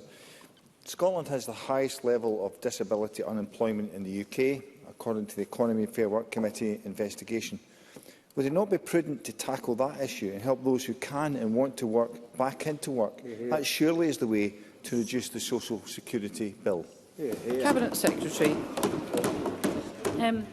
I would have hoped that Brian Whittle might have welcomed the summer of sport. I know it's an area of interest that he's raised before, but I'm sure he will in due course. In terms of the issue that he raises, we have safeguarded the funding for employability at £90 million, but we've actually gone further than that in terms of the work that we're going to do with colleges. We were really impressed with the proposals set out by Colleges Scotland around how to support people back into work. And that will include people with additional needs who will find the college a less threatening environment to take part in some of those employability and skills programmes. So I'm really excited to see how those programmes develop with the college sector to help us make sure that we support people back into employment. I call Audrey Nicholl to be followed by John Mason. Thank you, Presiding Officer. And community justice services play a hugely important but sadly often unrecognised role in rehabilitation of offenders and reducing recidivism. So this in turn makes a significant contribution to the Scottish Government's priorities to support families, promote well-being and eradicate child poverty. So will the Cabinet Secretary reaffirm that this budget will maintain the level of support required to deliver sustainable and meaningful community justice services across Scotland? Cabinet Secretary.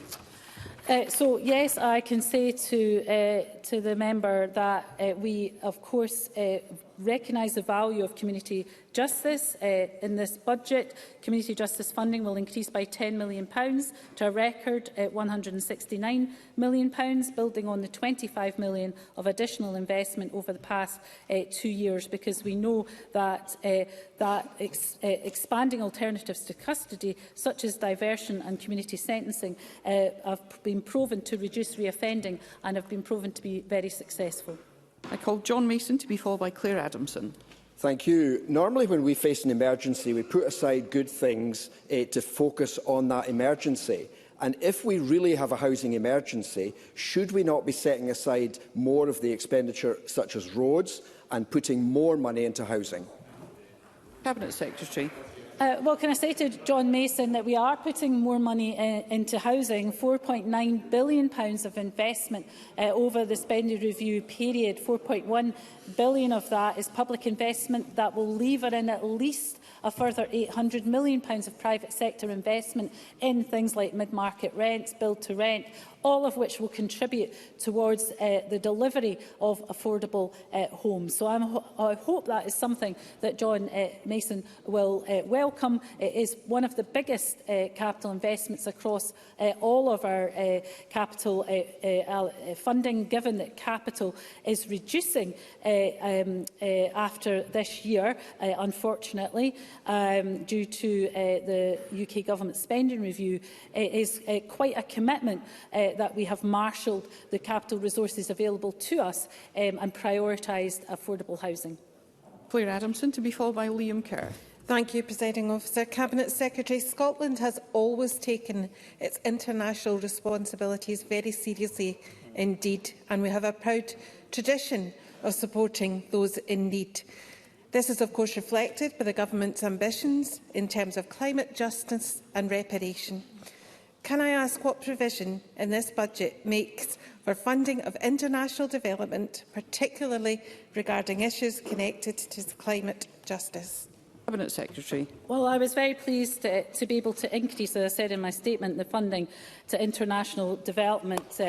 Something that I think says a lot about the values of this government. I think that are in tune with the values of the Scottish people, something that I find it quite difficult to understand the hostility of the Tory benches to increasing investment in international development, because by investing in international development, I think is part of the contribution to making the world safer, because we know through sustainable communities, particularly in third world countries, and helping them to help themselves, that is a good investment and one that we are proud to make. Liam Kerr, to be followed by Karen Adam. Thank you, Presiding Officer. I declare my interest as a practising solicitor. The Scottish Courts and Tribunals Service warned that without a £40 million baseline uplift, trials will be delayed, such that some would take over 2 years to conclude. This budget delivers £4.2 million, a tenth of what is needed. So what advice does the Cabinet Secretary have for victims of crime waiting over 2 years for justice? Cabinet Secretary. Well, of course, under Liam Kerr's plans, that budget would be cut because there would be £1 billion less to spend on public services. So members on the Tory benches cannot come here and ask for more money when they want to cut investment in public services by £1 billion. I have met with the Lord President and we have discussed the requirements of the Scottish Courts and Tribunal Service. We will continue to discuss those matters, but the investments that we are making across the justice system will ensure that people receive justice in a timely manner, and that is what this government is focused on. And Karen Adam. Thank you, Presiding Officer, and I welcome this budget, showing that Scotland is in safe hands with this SNP government. In comparison to previous disastrous Westminster governments, this government is putting the most vulnerable at the heart of their budgetary decisions. Can I ask the Cabinet Secretary, what will this do for rural communities and for our rural economy, particularly against a backdrop where Westminster have slighted our rural community? Cabinet Secretary. Well, I can say to Karen Adam that there is substantial investment in our rural communities in terms of continuing the work in supporting our agricultural sector, but also in terms of the peat restoration and the forestry investment. These are really important investments, not just in terms of the local economies and jobs, but also in terms of our climate ambitions. In addition to that, there is some really really ambitious agreements that are being worked on with our island communities, with the accelerator model for Shetland, Orkney and the Western Isles. That has the potential to lever in hundreds of millions of investment, and again, very happy to keep Parliament updated about these developments. Thank you. That concludes the ministerial statement. There will be a short pause before we move to the next item of business.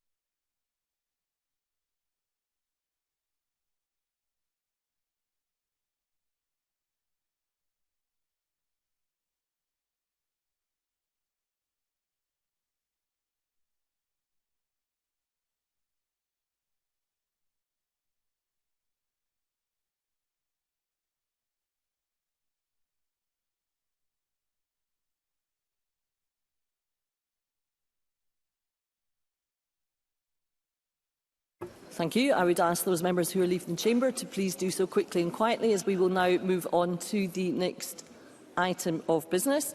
And the next item of business is a debate on motion 20388 in the name of Jim Fairley on the Crofting and Scottish Land Court Bill at stage 1. I would invite those members who would wish to speak in the debate to please press the request to speak buttons, and I call on Minister Jim Fairley to speak to and to move the motion up to 7 minutes, please. Thank you, Presiding Officer, and I move this motion in my name. I'm pleased to open today's debate on the Crofting and Scottish Land Court Bill. And I want to thank the Rural Affairs and Islands Committee for their detailed scrutiny of the bill, and all of those who gave evidence at stage 1. Most importantly, I'd like to thank the Crofting communities for their invaluable insights and contributions, including those who I spoke to during my visits to Lewis, Harris and Skye. And I look forward to working constructively across the chamber as we progress this important piece of legislation, and I hope that today we can all agree to support its general principles as the committee recommended in their stage 1 report. The bill has two main parts, and I would like to begin by focusing on part 1, the crofting element of it. Crofting is a part of who we are. It was and is a hard-earned living tradition that shapes our rural land and our communities. Around 15,000 crofters care for about 750,000 hectares of Scotland's land, and this government backs them with over £40 million every year, because crofting matters, and it matters to our past, it matters to our present, and it matters to our future. Crofting has so much potential, providing opportunities for new entrants and young people, and to make a life in the places that they know and love. And we can do that by supporting a range of approaches to crofting, including agritourism, local food networks, peatland restoration and livestock production, just to name a few. The proposals that have been considered came from a variety of sources, including the Crofting Law Sump, and issues identified and raised by stakeholders over the 3 years of a close collaboration. Over the summer of 2024, we carried out a consultation, and my officials ran 15 public events throughout the Crofting counties, which were attended by 257 people. And I want to take this opportunity to thank my officials for their hard work and for their efforts to ensure that it was a solid bill that has wide stakeholder support. Because this bill delivers positive changes, building on previous reforms, and let me be clear, it represents another step on the journey that we are committed to continue on, and as we work with our crofting communities to secure their future. Crofting law is extremely complex, and even where there is a consensus that something needs changing, it's often difficult to reach a consensus on what the remedy should be. Developing proposals and identifying workable solutions requires time, and something that I think crofting stakeholders are sympathetic to. But this bill is more than just a technical bill. It's also an enabling bill, delivering a number of meaningful improvements to legislation. It will give crofters more options on how they use their land. It will allow approximately 700 people to apply to become a crofter. It will streamline the enforcement of duties and the family assignation process. It will prevent crofters that are in breach of their duties from profiteering and removing land from the crofting tenure. It will prevent the accidental separation of a grazing share from an in-by croft. Landlords and subtenants will be able to report breaches of duty to the Commission, and crofters will be able to apply to the Commission for boundary and registration changes. Now, that amounts to significant change, and this bill will make crofting regulation less onerous for active crofters and the Commission, and flexible enough to grasp new opportunities and cope with future challenges. As I set out in my written response to the committee, I am committed to ensuring that the views raised through the evidence sessions and on the bill are considered, so we are carefully considering a small number of possible amendments, and those include strengthening the wording in the bill regarding environmental use of the croft, providing flexibility to allow non-natural persons to take title of a croft, maintaining linkages between the crofting register and the land register when adjusting boundaries, and, where applicable, maintaining a relationship between the grazing share and the in-buy croft. Now, this reform should not be viewed in isolation, but it has to be seen alongside the work that has been done by the Crofting Commission. It is important to note that the interplay between legislation and the Commission's policy plan are vital, and this legislation provides the necessary framework, and the plan provides the detail of how the Commission will administer and regulate. The Commission has the legislative tools, and they now also have the resources to carry out their functions. The changes in this bill will further support the Commission's work in processing regulatory applications and tackling breaches of duty. I will continue working with the Commission to ensure that it creates more opportunities for new entrants and for young people to enter crofting. The bill prepares the ground for what comes next. It will help lay a stronger and healthier foundation for crofting, where we aim to have increased residency levels and more people actively using their crofts and common grazings. And then we will be in a better place to carefully consider what reform is needed for the future. So I'd like to turn to Part 2 of the Scottish Crofting and Land Court Bill, which provides for the merger of the Scottish Land Court and the Lands Tribunal for Scotland. Now, this is a measured and an administrative reform, but one with real practical importance for how land and property disputes are determined in Scotland. Work on these reforms were initiated back in 2015 by Lord Mingonish, following his appointment as the Chair of the Scottish Land Court and President of the Lands Tribunal, and it has continued under Lord Duthie, the current judicial head of both bodies. The provisions in the bill give legislative effect to the work and are grounded on three principles: simplicity, coherence and flexibility. Those principles remain central to Part 2 of the bill before us today. On simplicity, the bill replaces the two bodies operating in closely related areas of law and already sharing some same judicial leadership with a single unified court. This removes unnecessary structural complexity while preserving specialist jurisdictions. On coherence, the committee heard evidence from the judicial stakeholders about the statutory overlap and procedural anomalies arising from the parallel operation of the court and the tribunal, particularly in agricultural holdings and land reform registration. The merger resolves those issues and provides a clearer and more consistent framework. And on flexibility, the bill allows legal, agricultural and valuation expertise to be deployed more effectively across the court's jurisdiction. The administrative integration already in place has demonstrated the benefits of a unified approach, and this bill builds on that experience. In their consideration of the bill, members of the judiciary, including the Chairman of the Land Court, Lord Duthie, raised important points about appeals and procedure, particularly for tribunal-type cases transferring into the court. And I can confirm that we will continue to engage with the judiciary and bring forward Stage 2 amendments to ensure that those points are properly addressed. Alongside the merger provisions, the bill also enables suitably qualified members of the merged court and, on a transitional basis, members of the Lands Tribunal for Scotland to act in the upper tribunal. The intention of these provisions is to enhance the resilience of the upper tribunal by giving it access to a broader range of expertise when required. Presiding Officer, this reform modernises structures without diluting tradition. It creates a more integrated, coherent and flexible system for resolving land and property disputes for Scotland's crofting and rural communities, and I commend this bill to the Chamber. Thank you, Minister. I now call on Finlay Carson on behalf of the Rural Affairs and Islands Committee to open. Up to 6 minutes, please. Thank you, Presiding Officer. And I'm pleased to speak on behalf of the Rural Affairs and Islands Committee to present our Stage 1 report. At the outset, I acknowledge the positive feedback from many stakeholders about the Scottish Government's engagement on this bill. We don't often hear this in such praise, and it should be recognised. The committee began scrutiny in June with a call for views, and we held 5 evidence sessions between September and November with stakeholders including the Crofting Commission and the Scottish Government. And we visited the Isle of Skye to meet crofters and held an online event with crofters across Scotland. And I thank everyone who has contributed and for the hard work for the committee, from the committee clerks and Spice, and of course the members of the committee. So, turning to part one, the committee recognises the vital contribution Crofting makes to Scotland's rural population, economy, environment and cultural heritage. Two clear messages emerged.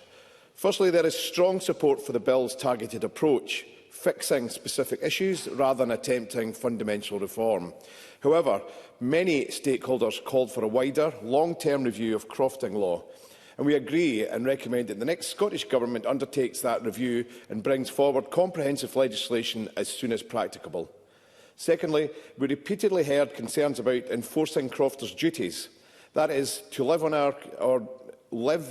or near the croft and to maintain and use it purposefully. Crofters want a clear, consistently applied regulatory framework, and we welcome the Crofter Commission's renewed focus on enforcement and the Scottish Government's commitment to strengthen collaboration between the Commission and the Rural Payments and Inspection Division. However, enforcement remains challenging. The committee believes the current system for reporting and enforcing duties should be central to any future review of the crofting law, and we are pleased to hear that the Government shares that view. Sections 1 to 27 make a series of specific, often technical changes. I will therefore focus on those that generated the most debate. On enabling environmental use of crofts and common grazing, we welcome extending the definition of purposeful use to include any environmental use. Crofting land can deliver significant environmental benefits, and simplifying the route to environmental activities is sensible. We heard concerns about absent or negligent crofters, and how they may cite environmental use to mask and neglect. The bill does include some safeguards, but we recognise that the strongest protection lies in robust enforcement. On that, we welcome the Minister's commitment to strengthen the definition of environmental use, and it would be helpful if he sets that out in closing today. On common grazings and environmental projects, the treatment and sharing of benefits, particularly carbon credits, requires clarification. We heard support for joint projects on common grazing, but questions remain over fair benefit sharing, while ensuring grazing remains available in the spirit of crofting. Further details from the Minister on this afternoon would also be welcome. On assignations, the family transfer of crofts, the committee supports a fast-track process to reduce administrative pressures on the Crofting Commission so resources can be redirected to enforcement.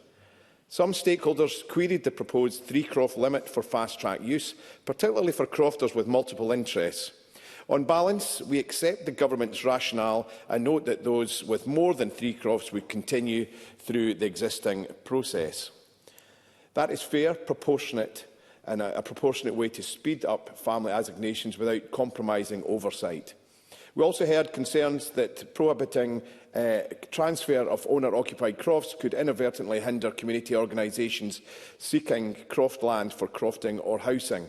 So we welcome the Government's intention to explore a Stage 2 amendment to ensure community aspirations are not frustrated. On common grazings, we took strong evidence about problems when grazing shares become unintentionally separated from the in-by croft or croft land. So we support and welcome provisions aimed at preventing such separations. Members differed on whether the bill should go further and prohibit separation entirely. So we note that the Minister's assurance that additional safeguards will be introduced at Stage 2 to tighten practice while retaining flexibility where separation is genuinely desirable. We also welcome consideration of a process to reattach shares that have been unintentionally separated, and would appreciate an update on stakeholder discussions about workable solutions. I turn to Part 2, the proposed merger of the Scottish Land Court and Lands Tribunal for Scotland. While some stakeholders worried the merger might be driven by cost-cutting, the general view was that it was pragmatic.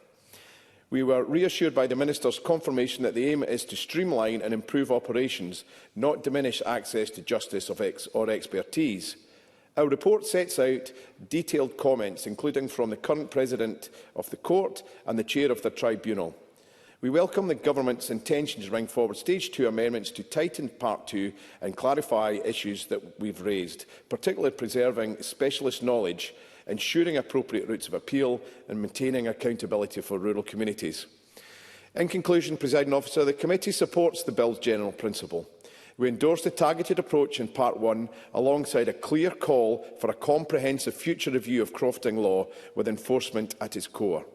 We support strengthening provisions on environmental use, common grazings and assignations, and look forward to further detail from the Minister on definitions, on benefit sharing, safeguarding for grazing shares and community-friendly routes for owner-occupied transfers. Overall, on Part 2, we recognise the potential benefits of the merger, subject to Stage 2 amendments that secure clarity, continuity of expertise and access to justice, and I look forward to members' contributions. Thank you.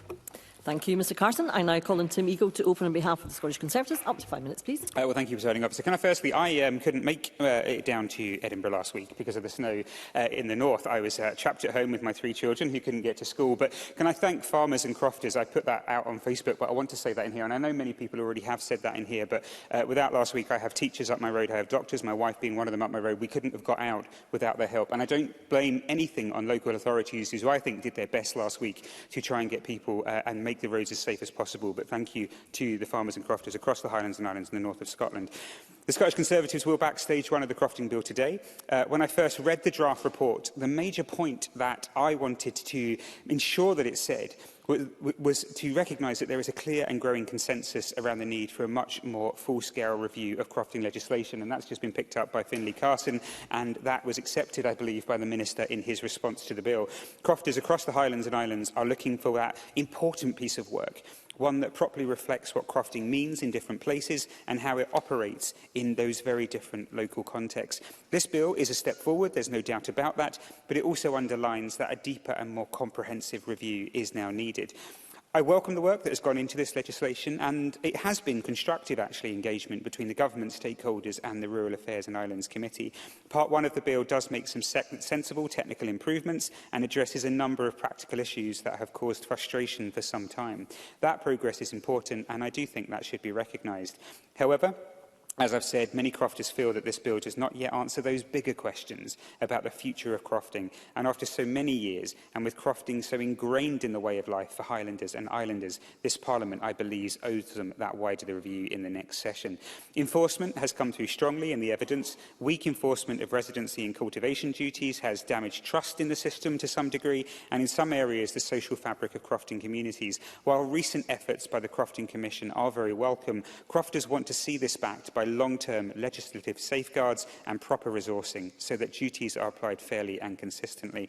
Environmental use of crofts is another area where balance is crucial. Environmental outcomes can and should sit alongside crofting, but they must be rooted in active use by real crofters. There is genuine concern that under that land could be neglected or effectively abandoned under the banner of environmental use, and that must be addressed clearly in the legislation. The bill also touches on owner-occupier crofts and common grazings, both of which matter deeply on the ground. There is real anxiety about crofts being priced beyond the reach of local people and new entrants, and about grazing shares becoming detached from the crofting system.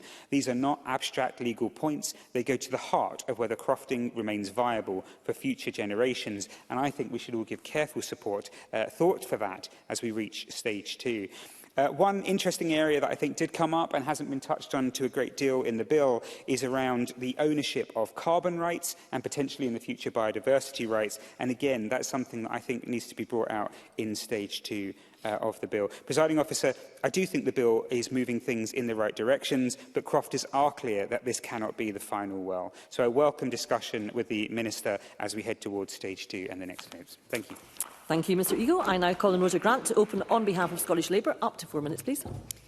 Thank you, Presiding Officer, and I too want to add my thanks to those who give evidence, the Bill team, indeed committee staff and SPICE as well, who helped us in our consideration of the bill.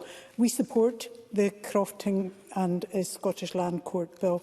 It's a very necessary piece of legislation, and it puts right some of the mistakes that were made in the last Crofting Act. It will help streamline processes and hopefully allow practices to be modernised. Where crofters are desperately disappointed is that it does nothing to deal with the current threats to crofting. These threats include market pressures. This market is not about crofting itself, it's about a housing crisis coupled with the ambition to own second homes or holiday lets. And it does nothing to encourage land use or recognise crofting as an intrinsically agricultural practice where, in order to make a living, a person must also have other employment. Because of this, diversification has been encouraged, and that's meant that diversification such as holiday accommodation and finding other uses for land has eclipsed the agricultural use of crofts. Some of the activities fit well with crofting, things like growing vegetables, weaving and using the produce of the land, but others don't. Second homes and holiday lets are damaging crofting, and the bill does nothing about these. Its only innovation is to look at environmental management as part of crofting, which is a positive move as long as it doesn't disguise environmental management for dereliction and rewilding. Crofting, by its very nature, is environmentally friendly. Crofters who have carried out carbon audits find that they sequester carbon rather than produce it. And practice is also nature-friendly, and therefore, if we're serious about the environment, we must support some of those traditional aspects of crofting, and also recognise it as an economic driver. But people have to be able to make a living to stay and work in our crofting communities. Neither does the bill make it clear that peat, trees and grass and other essential carbon stores actually belong to the tenant. Crofters have always had the right to cut peat, to grow and cut trees, and indeed we now have woodland crofts. And the bill needs to provide clarity on this issue. If it doesn't, we will face a block to peatland restoration. One of the most complex issues about the bill is also the grazing shares, and many people have talked about that and how they've come adrift from the croft. In most cases, this was unintentional, where the croft was sold and the conveyancing had not included the grazing share with the croft. The bill will put in place a default to stop that happening going forward, but it doesn't deal with the cases that already exist, and action needs to be taken to ensure that the land is being used. And the most straightforward way of doing that would be reuniting the share with the original croft. The Scottish Land Court and Tribunals for Scotland part of the bill is less contentious, but that could be because it was difficult to get discussion about the policy from the service and therefore difficult for the committee to get a clearer view of the practical issues. While we understand there must be a clear separation between the judiciary and Parliament, Parliament, however, has to look at the impact of changes and how that impacts on running of the court services. So there must be the ability to scrutinise that. Presiding officer, this bill will hopefully cut bureaucracy. It does nothing to reduce the complexity or put crofting on a secure footing going forward, and therefore the next Parliament will have to return to this if crofting and its value for slowing depopulation are not lost to future generations. Thank you, Ms Grant. I now call on Ariane Burgess to open on behalf of the Scottish Greens. Up to 4 minutes, please. Thank you, Presiding Officer. And can I give my thanks to the Rural Affairs clerks, Spice, the Bill team and everyone else involved in the development and scrutiny of this bill. Crofting is a vital part of Scotland's cultural and social heritage, but it isn't just a reflection of our nation's past. It's a tradition, an institution that's living and breathing and crucial to both our present and our future. Crofting is a glue that holds rural and island communities together and supports their respective economies.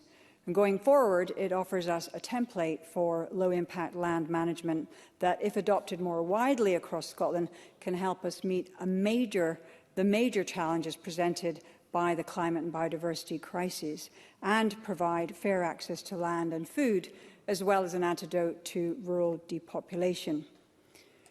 While I'm pleased that crofting's contribution to Scotland has been acknowledged by the very existence of this bill, I'm glad to see that crofters and other stakeholders are largely happy with its contents. It has to be said that this legislation is something of a missed opportunity. It's been in the pipeline for a decade, and yet what we have before us today is more of a technical exercise, although I did hear the Minister's comments and points on how it is also enabling. But what was hoped for was a more ambitious document that crofters have been calling for, and that sets out a vision for what exactly crofting is for. Key elements that are missing include tighter regulations around the market in tenancies so that crofting can be more accessible, a scheme to create crofts on public land, and a Scotland-wide expansion of where crofting can take place. And I'd be interested to hear from the Minister what work is being done on these much-needed policies. We must ensure, as far as possible, that the next government launches a new crofting bill process to address these matters and others besides, and ideally on a foundation of current work. In terms of what we've got now in the here and now, there's very little in this bill that the Scottish Greens disagree with. It's good to see that crofters will be able to put their land to environmental use, and I hope that this will give the community the confidence to do their bit for Scotland's nature and climate and help to achieve that landscape scale change that's needed if we're to meet the major challenges of this century. I understand that there has been some concern about whether this new power for crofters will lead to abandoned crofts, but with the right safeguards in place, which I'm keen to explore at stage 2, this need not be a concern. Turning to part 2 of the bill, the merger of the Lands Tribunal and the Land Court seems to be a sensible idea, given the close proximity in which these two institutions work, and it's good to note that the newly formed Scottish Land Court will have for better, fairer access to justice in this area. There's also an opportunity here to look at how to deliver better, fairer access to justice for those bringing environmental cases. In the policy memorandum that accompanies the bill, the government states that this is, and I quote, intended that consideration will be given to the expanded Land Court taking on new functions in relation to our House cases in time to come. Given Scotland is currently in breach of our House obligations, especially Article 9, which requires access to justice to be fair, equitable, timely and not prohibitively expensive, I'd put the case that we've got the ideal opportunity here to consider how environmental cases could come to this court in the future. Overall, I look forward to working with the government and colleagues from across the chamber to deliver an even better crofting and land court system in Scotland. Thank you. Thank you, Ms Burgess. I now call on Beatrice Wishart to open on behalf of the Scottish Liberal Democrats. Up to 4 minutes, please. Thank you, Presiding Officer. I'm pleased to speak on behalf of the Scottish Liberal Democrats today on the Crofting and Scottish Land Court Bill. I add my thanks to the Bill team, committee clerks and the many organisations and individuals that gave evidence and sent briefings to support the Stage 1 process. Crofting is of vital importance in my Shetland constituency and across the crofting counties in the Highlands and Islands. Cultural heritage, tradition, community and connection to the land are all important aspects of crofting which deliver economic and environmental benefits in rural and island areas. Specific legislation has governed crofting since 1886, when the Crofting Holders Scotland Act was passed under a Liberal government. The Law Society of Scotland has described Scotland's unique crofting law as developing over time in a piecemeal fashion, and it's generally considered to be a complex and difficult area of the law that may be considered outdated in many respects. Reform of this legal landscape has been slow to emerge. A consultation in 2017 led to the Scottish Government stating their intention for a bill to correct known anomalies in crofting legislation, followed by consideration of more fundamental changes. This first phase, however, has taken years to come before the Scottish Parliament. Even allowing for the disruptions of Brexit and the pandemic, many in the crofting communities indicated frustration at this slow pace. A broader review of crofting policy and law to modernise the framework and reduce the intricate and confusing nature of crofting law remains outstanding. On this point, the committee recommends that the new Scottish Government, at the start of the next session, confirm its intention to undertake this review and then bring forward legislation. While not delivering the more fundamental overhaul that is still being called for, the streamlining in this bill is welcome. There was general support for the bill's provisions from stakeholders during the Stage 1 process, and positive feedback about the engagement and co-design between stakeholders and the Scottish Government, something that is important to see continue as the bill progresses. Part 1 of the bill makes changes across various aspects of crofting law, including the enforcement of crofters' duties, the powers of the Crofting Commission, common grazings and the Crofting Register. The bill extends the definition of purposeful use of croftland to include environmental use. The committee heard concerns that this could be used as cover by an absentee or negligent crofter to neglect their croft. The NFUS has stressed that environmental use must be linked to active land management to mitigate this outcome.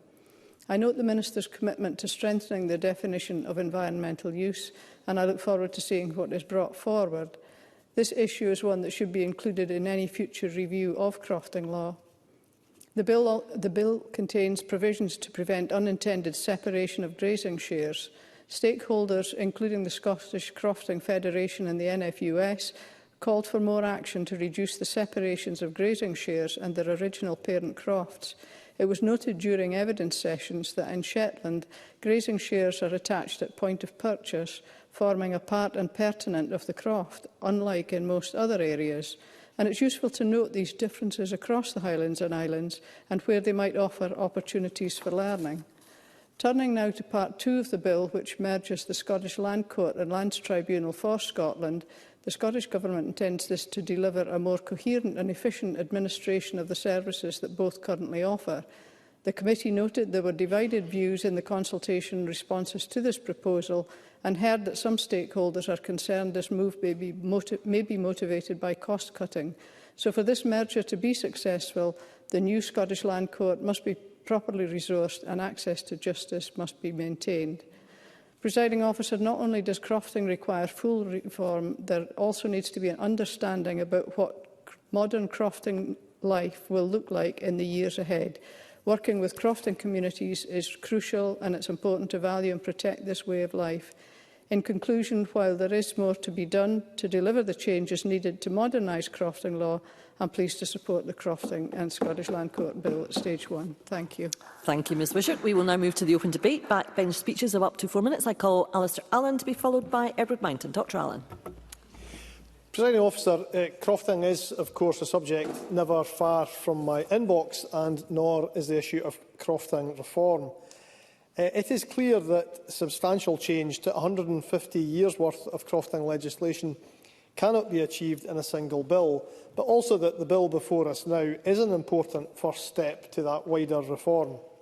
It is my view that an additional bill will be needed in the next Parliament. Can I thank other members of the Rural Affairs and Islands Committee, our officials and witnesses for their input into this report. I would particularly mention the visit which the committee convener, Mr Carson, and I already mentioned were able to make to Skye.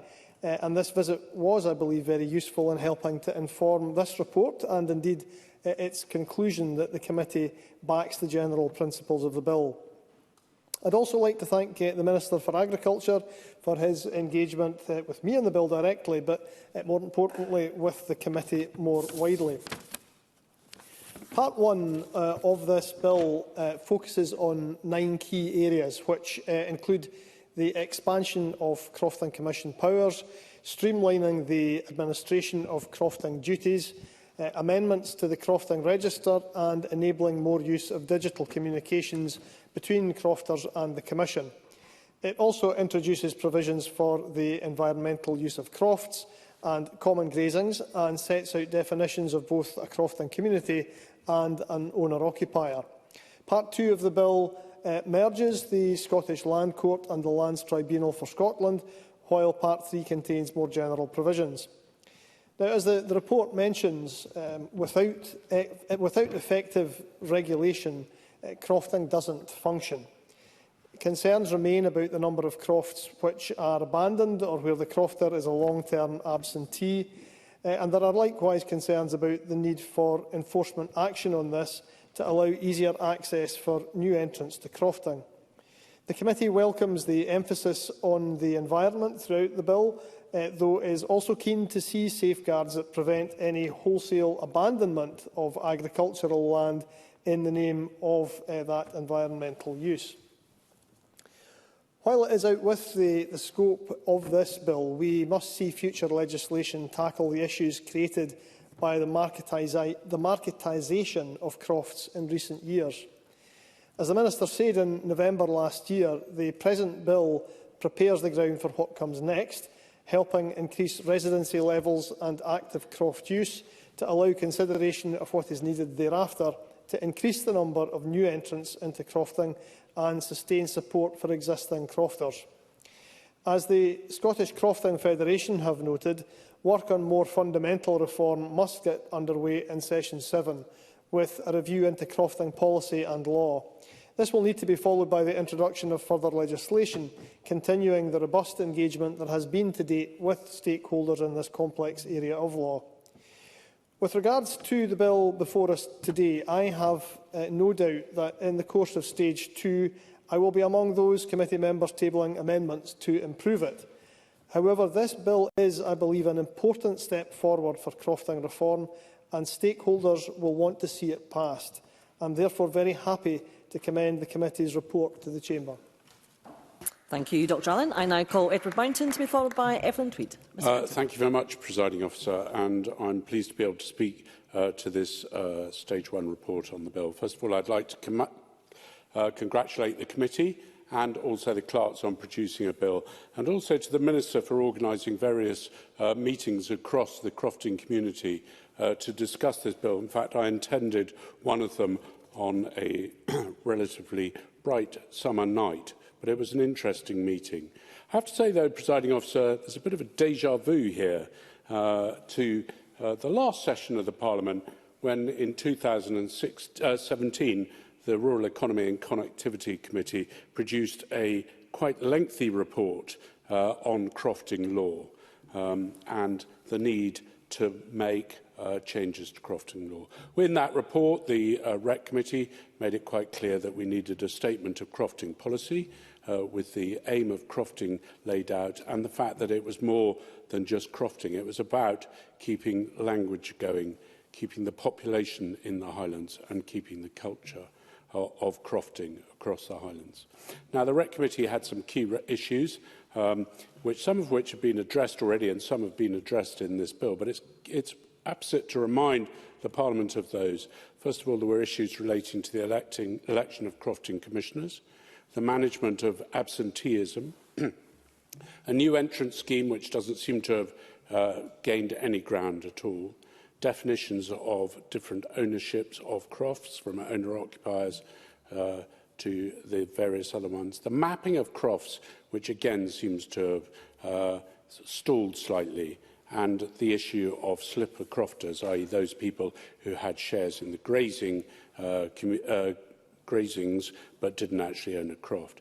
But one thing it did say in that report, Presiding Officer, and it was